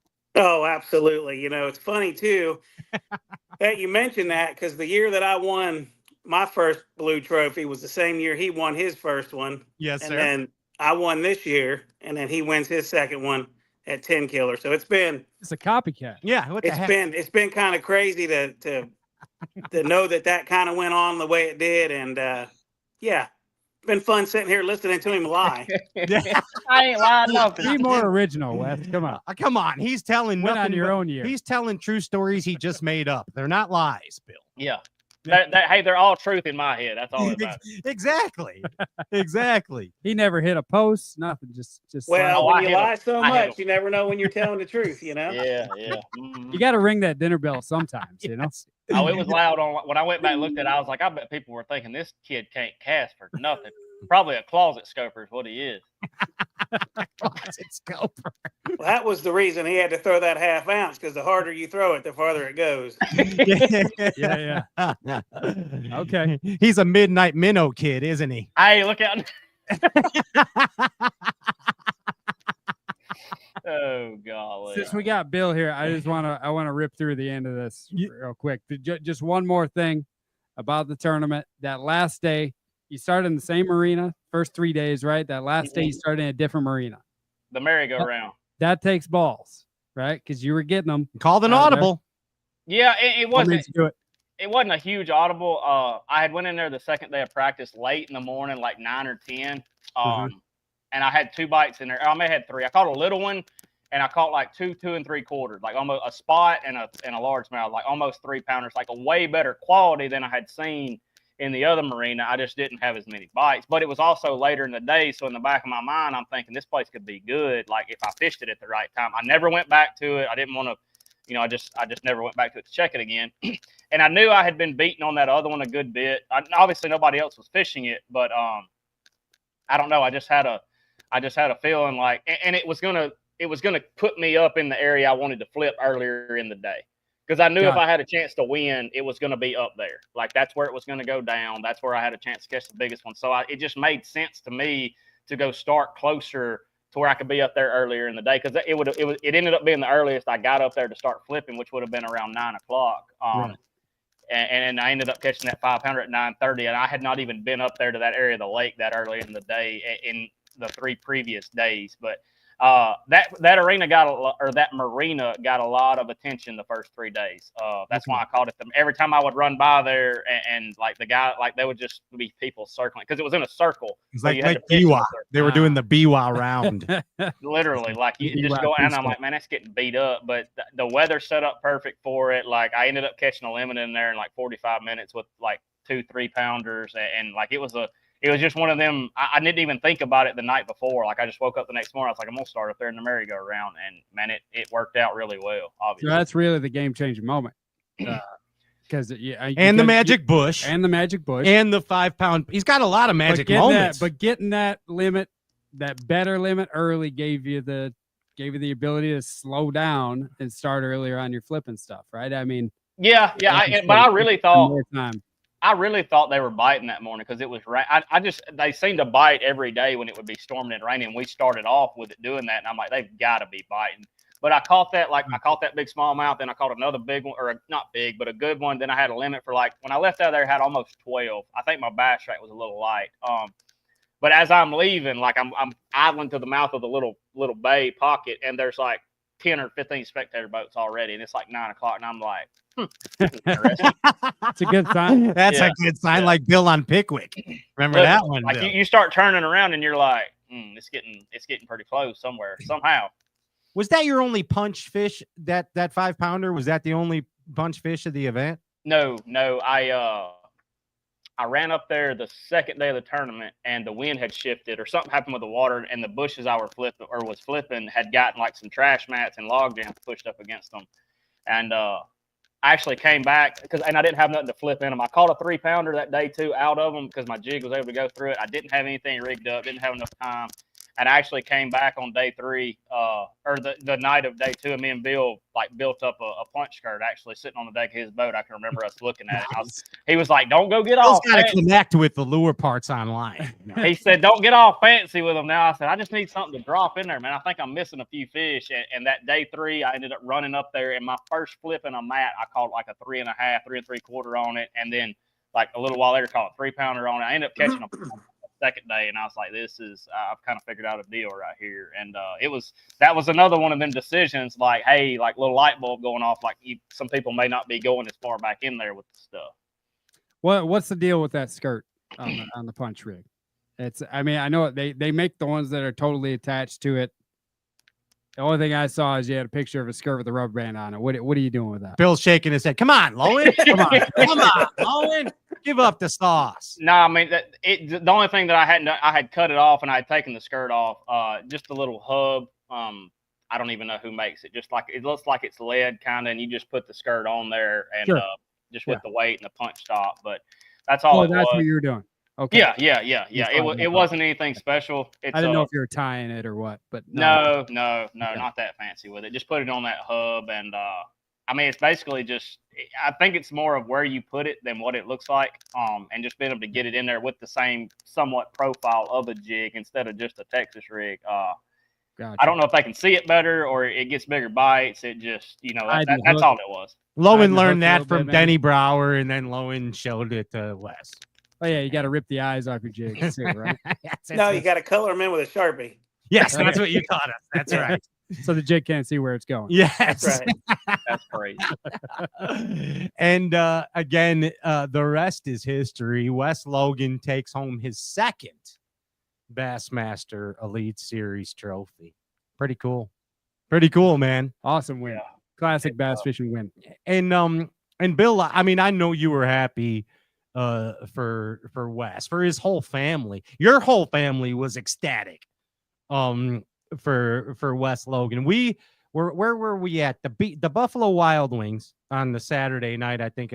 Me and Porosnik and Corey, cameraman Bill from Bass, and Laura and Mandy, and Corey and Porosnik go, "There's your winner right there. There's your winner of the event." And I'm like, "Oh, okay. There's the guy. There's the guy." And sure enough, edged out Loberg, the Bergazoid. What an event, man. 1 ounce. What an event, dude. I mean, go ahead, Bill. I was just going to say it's exciting. That's the way tournaments are supposed to be, you know. Come down to the ounces. Nobody knows who's going to win. yeah, I mean, I kind of had that feeling for Wes kind of all week after I kind of figured out what we were doing in the area, how much potential it really had. And he was fishing good and cutting me off all the time. And was he sight fishing, just poaching, jumping right in front of you? It was just like, let me just tell you how it went. Like I'd come around a corner and there he would be, right? Of course. And then he'd be share like, location on iPhone. He'd give me that look like, what do you got? I'm like, dude, I only got like 12 pounds. Well, I just caught another 5-pounder. Or I just caught another 4-pounder. I'm like, hey, dude, why don't you just let me get out of your way, and we'll just let you win this thing. But no, I don't think it went down like that. It didn't go down like that, but yeah, it was awesome to watch. I like your version though, Bill. I like your version. Well, it was awesome to watch. You know, I've said it earlier, or back when he won, that really cool to watch somebody win fishing the way they love to fish, or fishing their strengths or their style. So once he cut me off 8 or 9 times, I just went down the other end of the lake and went live scoping. You went pinging, ping, ping, ping, ping, ping. He's a midnight minnow kid too. We knew it. Yeah, yeah, we knew it. But here's the thing. I think we need to point out that both of you guys are fishing very well, and I think it's because you're fishing a lot. You're going bassing a lot. They're two tour anglers, NPFL and BASS. And historically, we've talked about it on this show a zillion times. When you get 2 tour anglers, that's all they're doing is fishing. Yeah, they fish at their best. Your Hackneys, your Van Dams, back in the day, Aaron, all that fish 2 tour events. Mm-hmm. You fish well. That time on the water thing is real, isn't it, Lowen? Absolutely. When you're fishing like that, you don't have time to think about it. Right. In theory, you kind of just attack every lake with the same stuff that you've had tied on all year,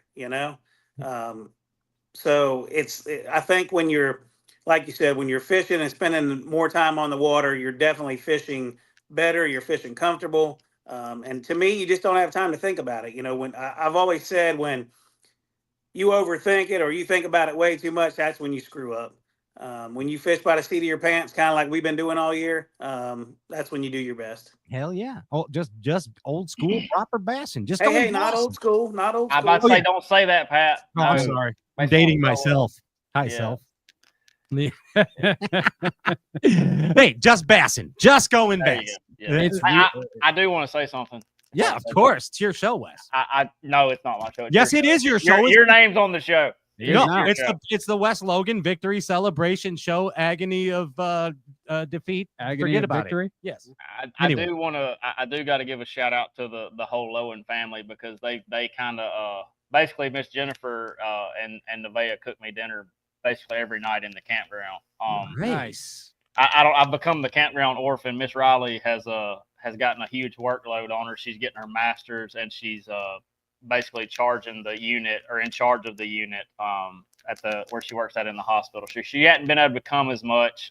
Really, I mean, you got to pay the bills around there. That's Wes. what I'm saying. Yeah. I mean, I'm very blessed to have that, have that going on. But I really got to give a shout out to them, because they really take care of me, and basically like my family on the road when they really don't have to. Like, they have no reason to care. Like, if I eat, if I have this, if I have that, if I have a campsite at the next place, like, there's no reason for them to do that. So like, just just them doing it has meant the world to me. And I don't know how to repay them. Like, I've told them thank you 1,000 times. I've tried to give them money. They don't want none of that. I've tried to, like, I just, every chance I get, I try and thank them publicly, because there needs to be more people like the Lowens in the world. It would be a lot better place. I agree. Awesome. What an example.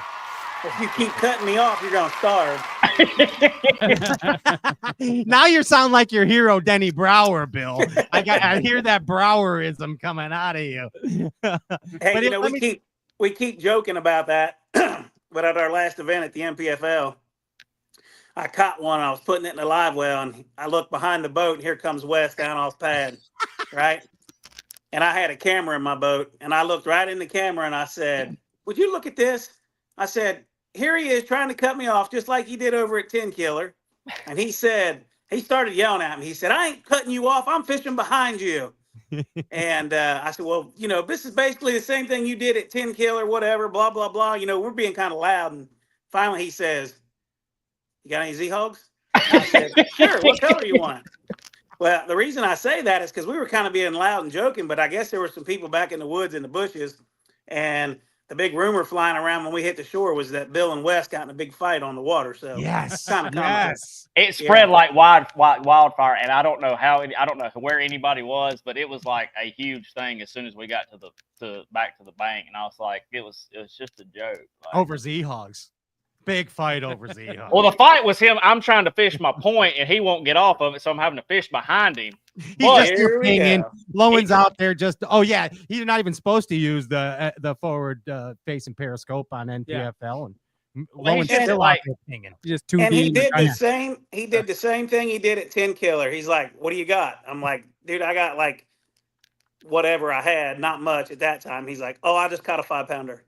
I'm like, "Really?" I only had 3, but one of them was a 3, but I got a 5, and one of them was a 5 1/4. He was like, "I got 3, I got this and this." He's like telling me all in detail, and I'm like going to leave. He's like, "What you got?" I was like, "I ain't got much, but I got a 5. I'll see you later." I think they need to start checking his live well because he's got a 5-pounder like every day.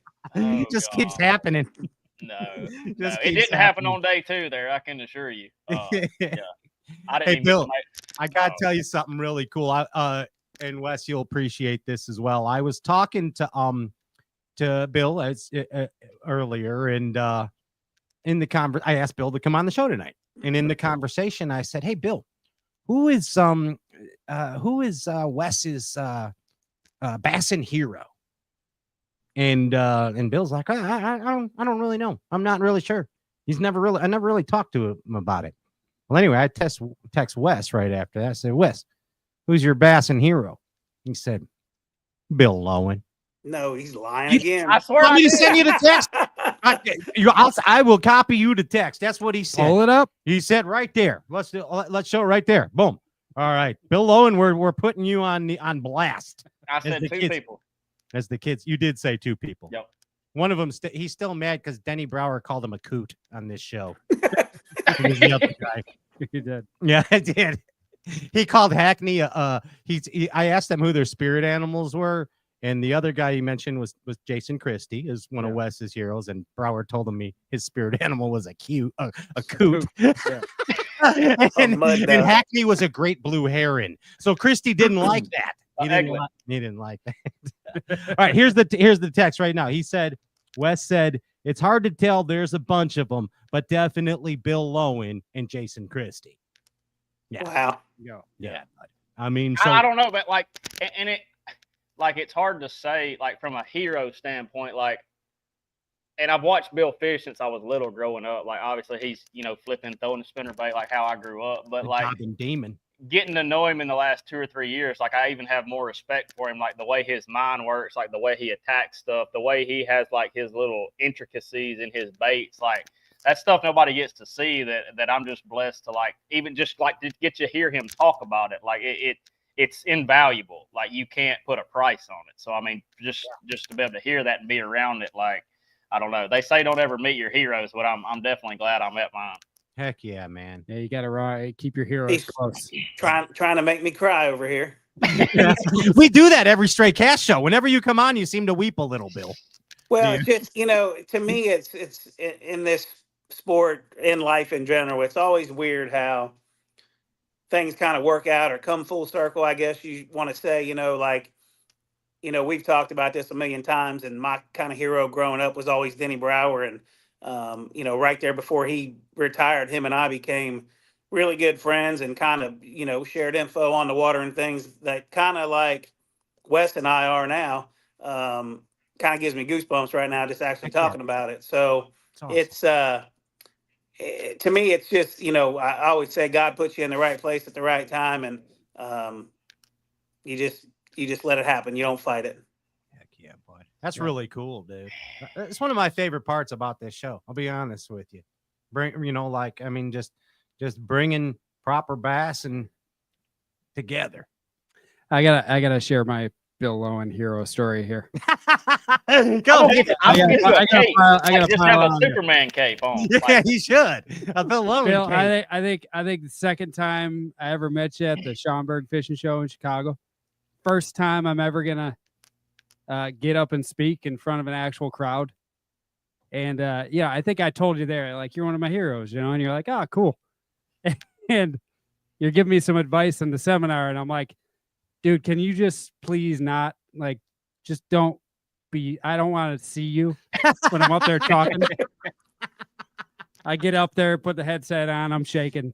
I turn around, Bill Lowen's sitting right in front of me. Right beside you. I'm like, come on, man. Like, front row, right there.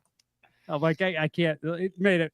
I mean, it honestly, it helped because you were like, just look at one person. So I just looked at you. And imagined him in his underwear. And then you were like, Yeah. yeah, he might be making some sense. Bill wanted those Great Lakes smallmouth techniques. Who are you kidding? Yeah. It's funny you talk about that. Heck, I just saw the little cush ball jigs out there in the shop when I've been working all day. Oh, yeah. Yeah. Yeah. Hey, They still work. we usually ask the champion that we are featuring on the show questions about themselves to get to know more about the champion. But Bill, we're going to ask you questions about Wes Logan, and you can answer them about. Oh, great. Okay, so we can get to know Wes Logan more. This might be bad. No, that's okay. That's okay. No, it's not okay.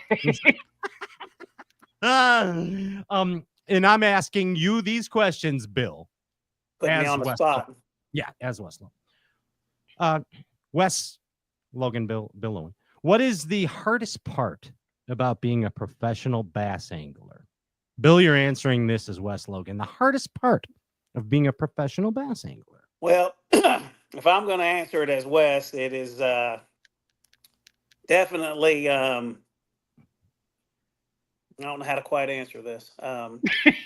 Keeping him from having a mental meltdown. Oh, you know, he's a spinner, is he? In this sport, like he said earlier, it's the highest of highs and the lowest of lows, and it's so easy to get spun out when you're not doing well. And there's been some times I've had to talk him off the ledge, you know. Yeah. So it's I would say the hardest part of this sport is the emotional roller coaster ride, keeping your head screwed on straight, and you know, staying focused when you need to stay focused because it's so easy to get off course. Good answer, Wes. That was a really good answer, Wes Logan. And Bill as Wes again. What is your happy place? Oh, well, what's Wes Logan's happy place?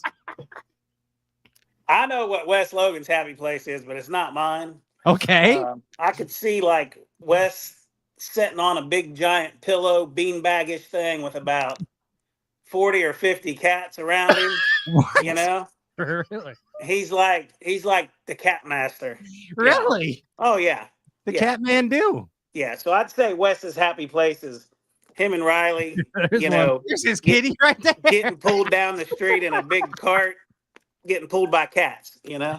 Okay, I like it. He's just got a chariot of being pulled by cats. What's that cat's name, champ? That's Lily. That's Lily right there. Oh, yeah. Yeah. I mean, heck, he's got a cat that opens the door for him. I do. We brought one home from Oklahoma. I wasn't going to go there, but yeah. I got it. He's about this, or she's about this big. Little bitty thing. The victory kitty. Well, here's the story to the cat. He says, look, if I win this event, I'm going to get me a cat and name it Horseshoe, right? So we show up over at 10 Killer or at Eufaula. And what do you know? This little old kitten shows up at the camper waiting for Wes to get there. Is that right? All by itself. True story. Not joking. Not at all. Yeah. He's a cat napper. Yeah. Your wife wants to know where's Daisy. I got her. I got her right here. Okay. Riley's bringing her to me. Jennifer Lowen. Oh, there she is. Oh, that's a little bitty thing. Like thing. size of my hand. Little kitty. Wow. Gosh dang. Yeah, I thought he was going to name it Horseshoe. Bait's bigger than that, Wes. You can't name a girl Horseshoe, Bill. Sure you can. No, she's a Daisy. Now we have You'll a get Lily lousy and a tips, Daisy. Bill. God, whatever. You go to your happy place. I'm here. I got my cat with me. How many cats you got in there? I got 4 of them. Okay. I was good with 3 and I couldn't just like it was too much divine intervention parallels. Like you sleepy? Yeah, me too. It was just one of them things, man. Like we had to. It's a cat lady. Literally, It's I'm a the cat lady. Yeah. What is going on here? What can I say? I have a thing with cats, I guess. Bill, I'm going to ask you more questions as Wes Logan. When you get out on the lake and you put that trolling motor down and start making casts, how does a bass view you? What are a bass's thoughts? How does a bass see Wes Logan through its eyes? You know, Wes and I talk a lot throughout the day, and I'm pretty sure when the bass view Wes is like, they get really scared because he's probably running them off all day. Because there'll be a lot of times when I call him, he'll say, well, you know, I just put the trolling motor down like 4 hours ago. I ain't picked it up since. And I'm like, well, are you getting any bites? They'd be like, well, no. I said, well, maybe you ought to pick that trolling motor up and go somewhere else.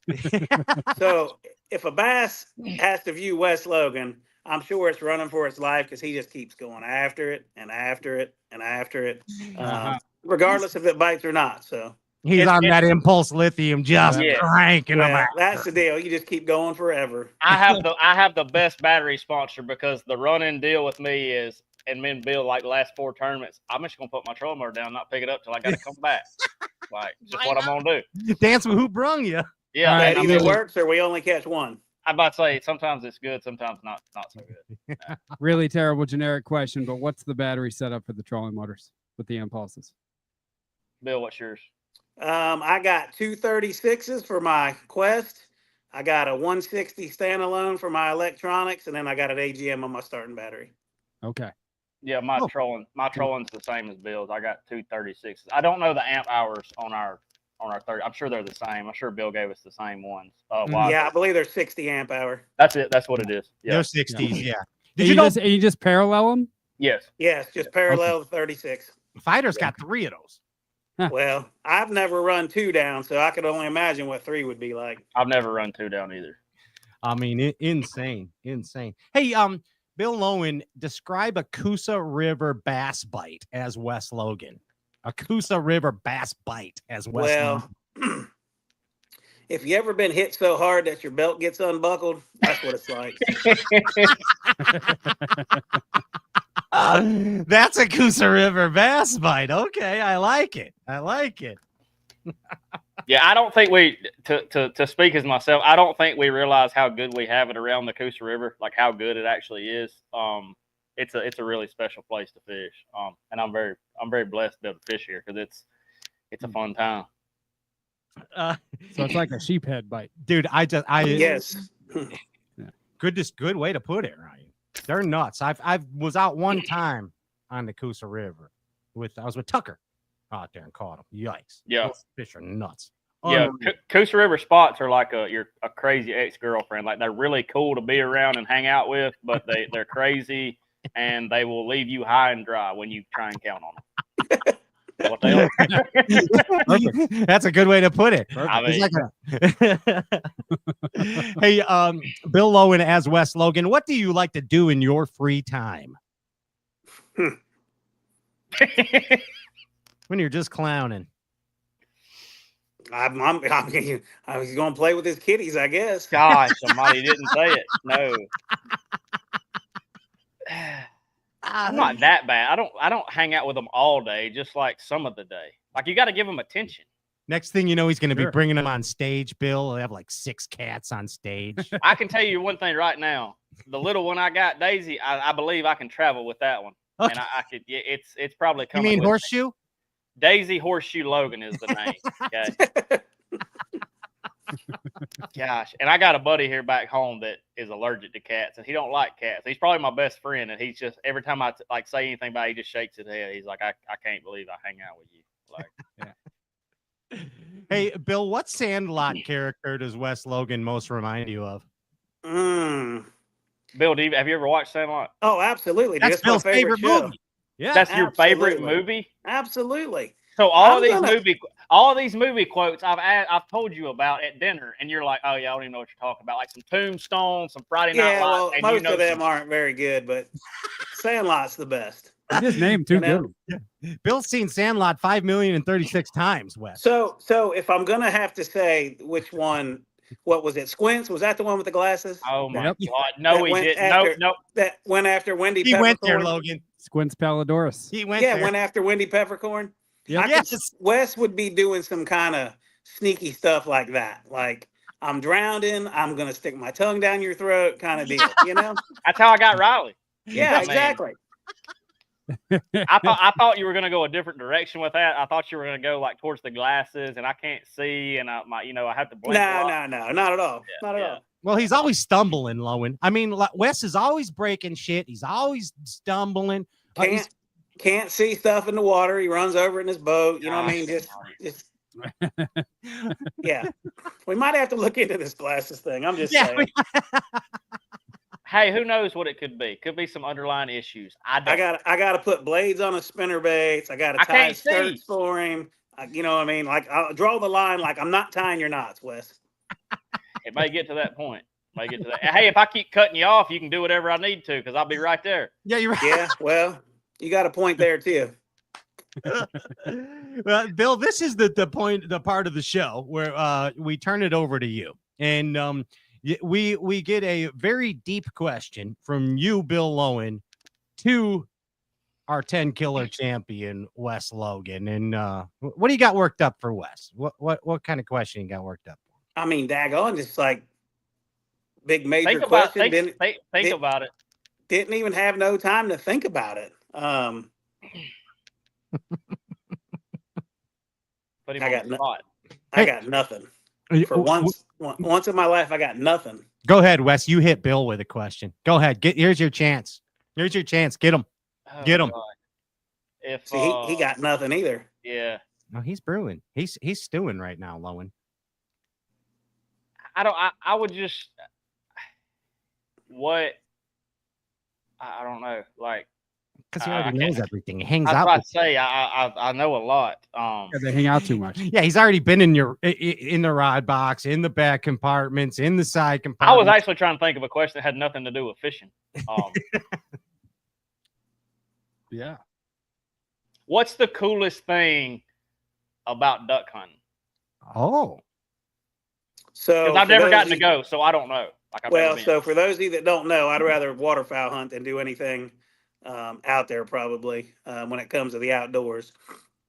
And I think for me, like, I'm to that point with waterfowl hunting where it wouldn't bother me to ever shoot another duck the rest of my life. What I get the biggest thrill out of is setting the deal up, calling them birds in, completely fooling them, putting them in the hole, and letting people experience what I've experienced for 40 years. You know, I was very blessed that my dad took me when I was 8 years old. But the camaraderie that you can build in a duck blind, I've always said, if you want to know what a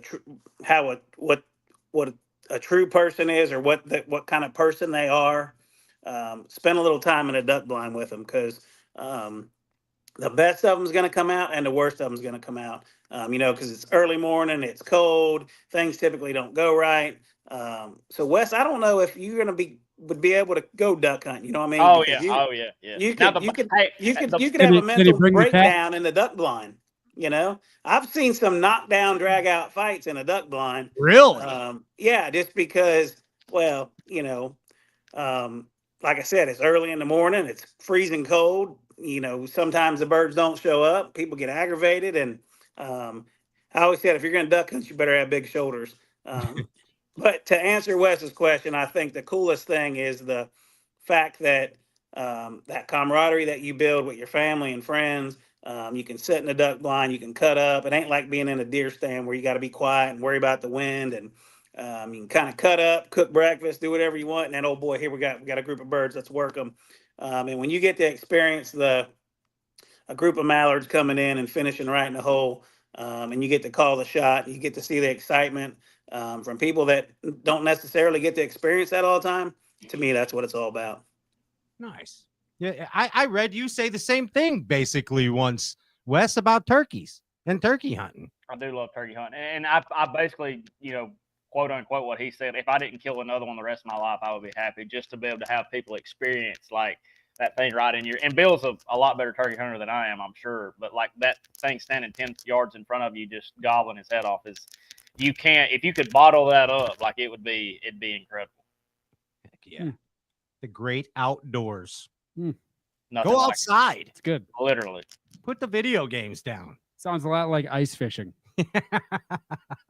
I've never done that. Yeah, you're not missing anything. No, I didn't think I would. Sounds like a lot of like 10-cup whiskey drinking and Sure. maybe a couple bush lights and just. Yeah. There's the camaraderie with it too. You can invite. It's the only thing I like about it is like that. Like you go bass fishing, you can't have 6 of your buddies in your bass boat, but you go ice fishing. Why not? You can invite everyone. I knew that was coming. I mean, I guess you can. Okay, 8. Yeah. But you can invite 20, 30 people out on the ice. It's a good time.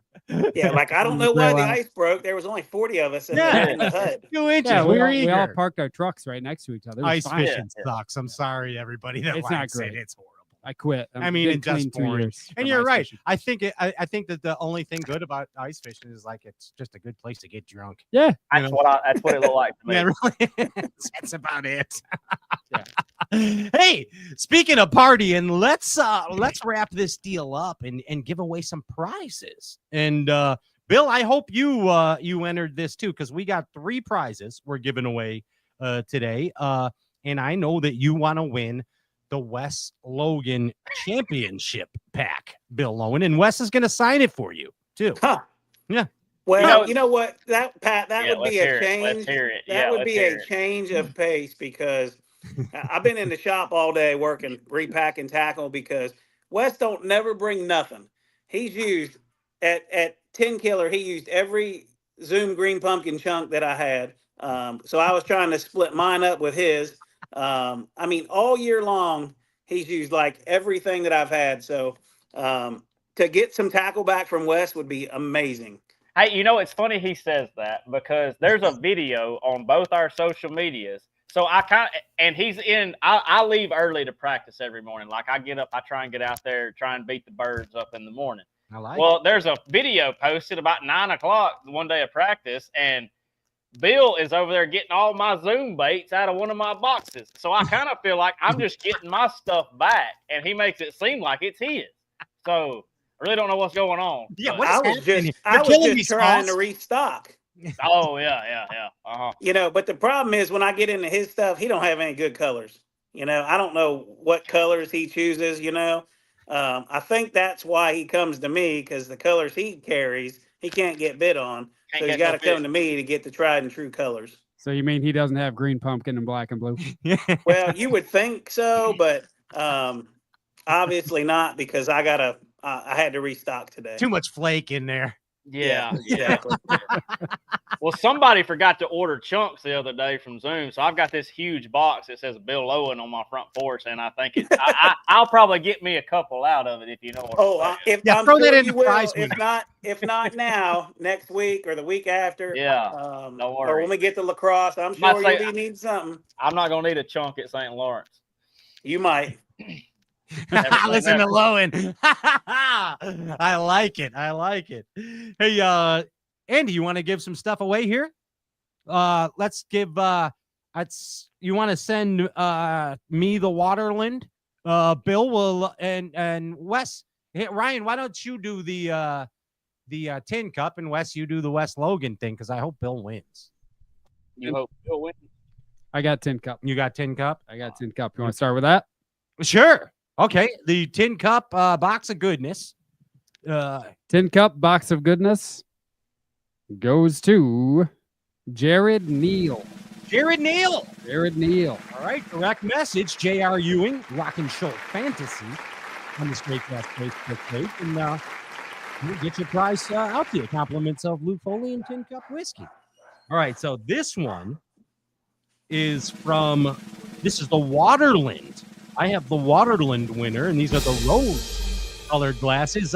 Bill, he won because he saw the world through rose-colored lenses. Do you know that?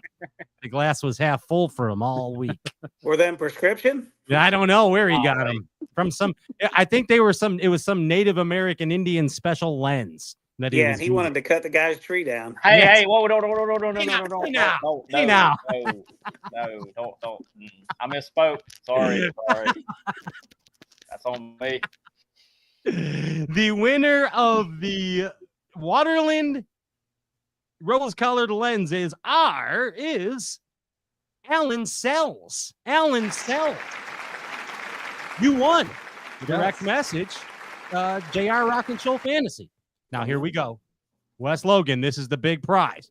Do you have the winner? Did it get texted to you, Wes? I've got it. I've got it right here. Okay. Now, do you want a drum roll? Oh, fanfare. Fanfare. He's got, That'll work either way. The winner of the Logan prize pack. Wait, hold on. Oh. Do it in medieval voice because we're giving it, like, he. Come on, Wes, you're a champ. Do this stuff. Bill, make him do it. Come on. Oh, I ain't gonna make him do anything. Come on. Go ahead. Medieval. I can't do it. Come on, Wes, in an Alabama British accent. The winner of the Logan prize package is Rodney Sharp. Rodney Shaw. He nailed it. That's great. He's an impressionist too, Mr. Lowen. Not only a two-time champion like you, Bill, Oh, but he can do impersonations too. That's oh pretty man, it wasn't bad. A man of many talents. In more ways than one. Oh boy. And he's great at borrowing bait too, Bill. Golly, I return them. They may be ripped up, but I bring them back. Bunch of toothy chunks. Oh, goodness gracious. Hey, Bill Lowen, thank you so much. Hey, thanks for having me. Congrats again. It was fun to watch, and hopefully we don't have to wait so long again to get our next win. So yeah, you guys just keep going. Just keep going. Keep getting it. Every 4 years still isn't really a bad average, though. No, it's not that bad. But the only problem is you're going to run out of 4 years before I do. So whoa. Did you just call me old? No. Yeah, I think you did. No. Wait till the campground hit St. Clair. Yep. Wes in another fight again. I hope you like spam. Golly. Jen and Nevaeh are not cooking for you anymore. Who doesn't like Yeah, spam? you're going to eat meat out of the can. I don't know. They may pick me over you. Be careful. Yeah, Nevaeh's back there yelling, "You're going to starve." Wes Logan. What did I do to her? Nothing yet. Yeah. Nevaeh says you're going to starve. Jennifer says no, you won't. So you're good. Okay, say you're good then. You're good. Mama got me. Mama Jen got me. Queen got you. She'll sneak it over to me without anybody knowing. Yeah. Right. Here's a plate for you, Wes. Wes, congratulations, dude, on another amazing victory, dude. A very important victory. We're very proud of you, man. We really are, Wes. I appreciate it. It was a huge blessing that came at the right time. And again, like Bill said, like God's timing is perfect. And I don't know, you couldn't have drawn it up any better. It's I don't know. I get emotional thinking about it still. It was a good time. It was a great experience, and I do want to give a shout out before we end it to Loberg. He's a heck of a fisherman. Like we both fished a perfect tournament, and I hate that one of us had to lose. But I mean he'll win. He's going to win plenty. He's going to be around for a long time. So just shout out to him for fishing a great tournament too. His name is the Bergazoid, by the way. Bergazoid. I'm gonna call him Andrew Loberg. In a British accent, though. No, I'm gonna hold that off. Hold on. That happened, Wes. That happened. Yeah. I'm not proud of it. Hey, thank you, Wes, for coming on the show. We hope you had a good time, and thank you again for being a champion. Thanks for being a champion, both of you. Yeah, both of you you. guys. Bass Galaxy, give it up for elite champions Wes Logan and Bill Lowen. Thanks, guys. Thank you so much. Thank you, guys. Y'all have a good night. Appreciate it. Thank you, guys. Thank Keep winning, boys. I'll see you in Detroit, Rock City. Right there. All right. Another Stray Cast show in the books, Ryan Popcorn Whitaker. There it is. Yeah. We're back next week, I believe, with Kyle Welcher. I think so far so good. The Welch. Yeah, the Welchinator. And then we're caught up on champions. Nice. For the season so far. Nice. And then we got some special programming coming up, a Southshore show. Yep. Coming up. We have some Into the Great Wide Opens as well. during this break between Elite Series events. So all kinds of straight casts coming at you. Sweet. In the next month or so. Hey, this, as usual, has been an Andrew Ellenberger Ginger Ninja production. My name is Pat Renwick. That's Ryan Popcorn Whitaker. JR Rock and Shoal Fantasy on the chat board. Josh Sokol behind the scenes. We bid you peace. And peace, we bid you thank you.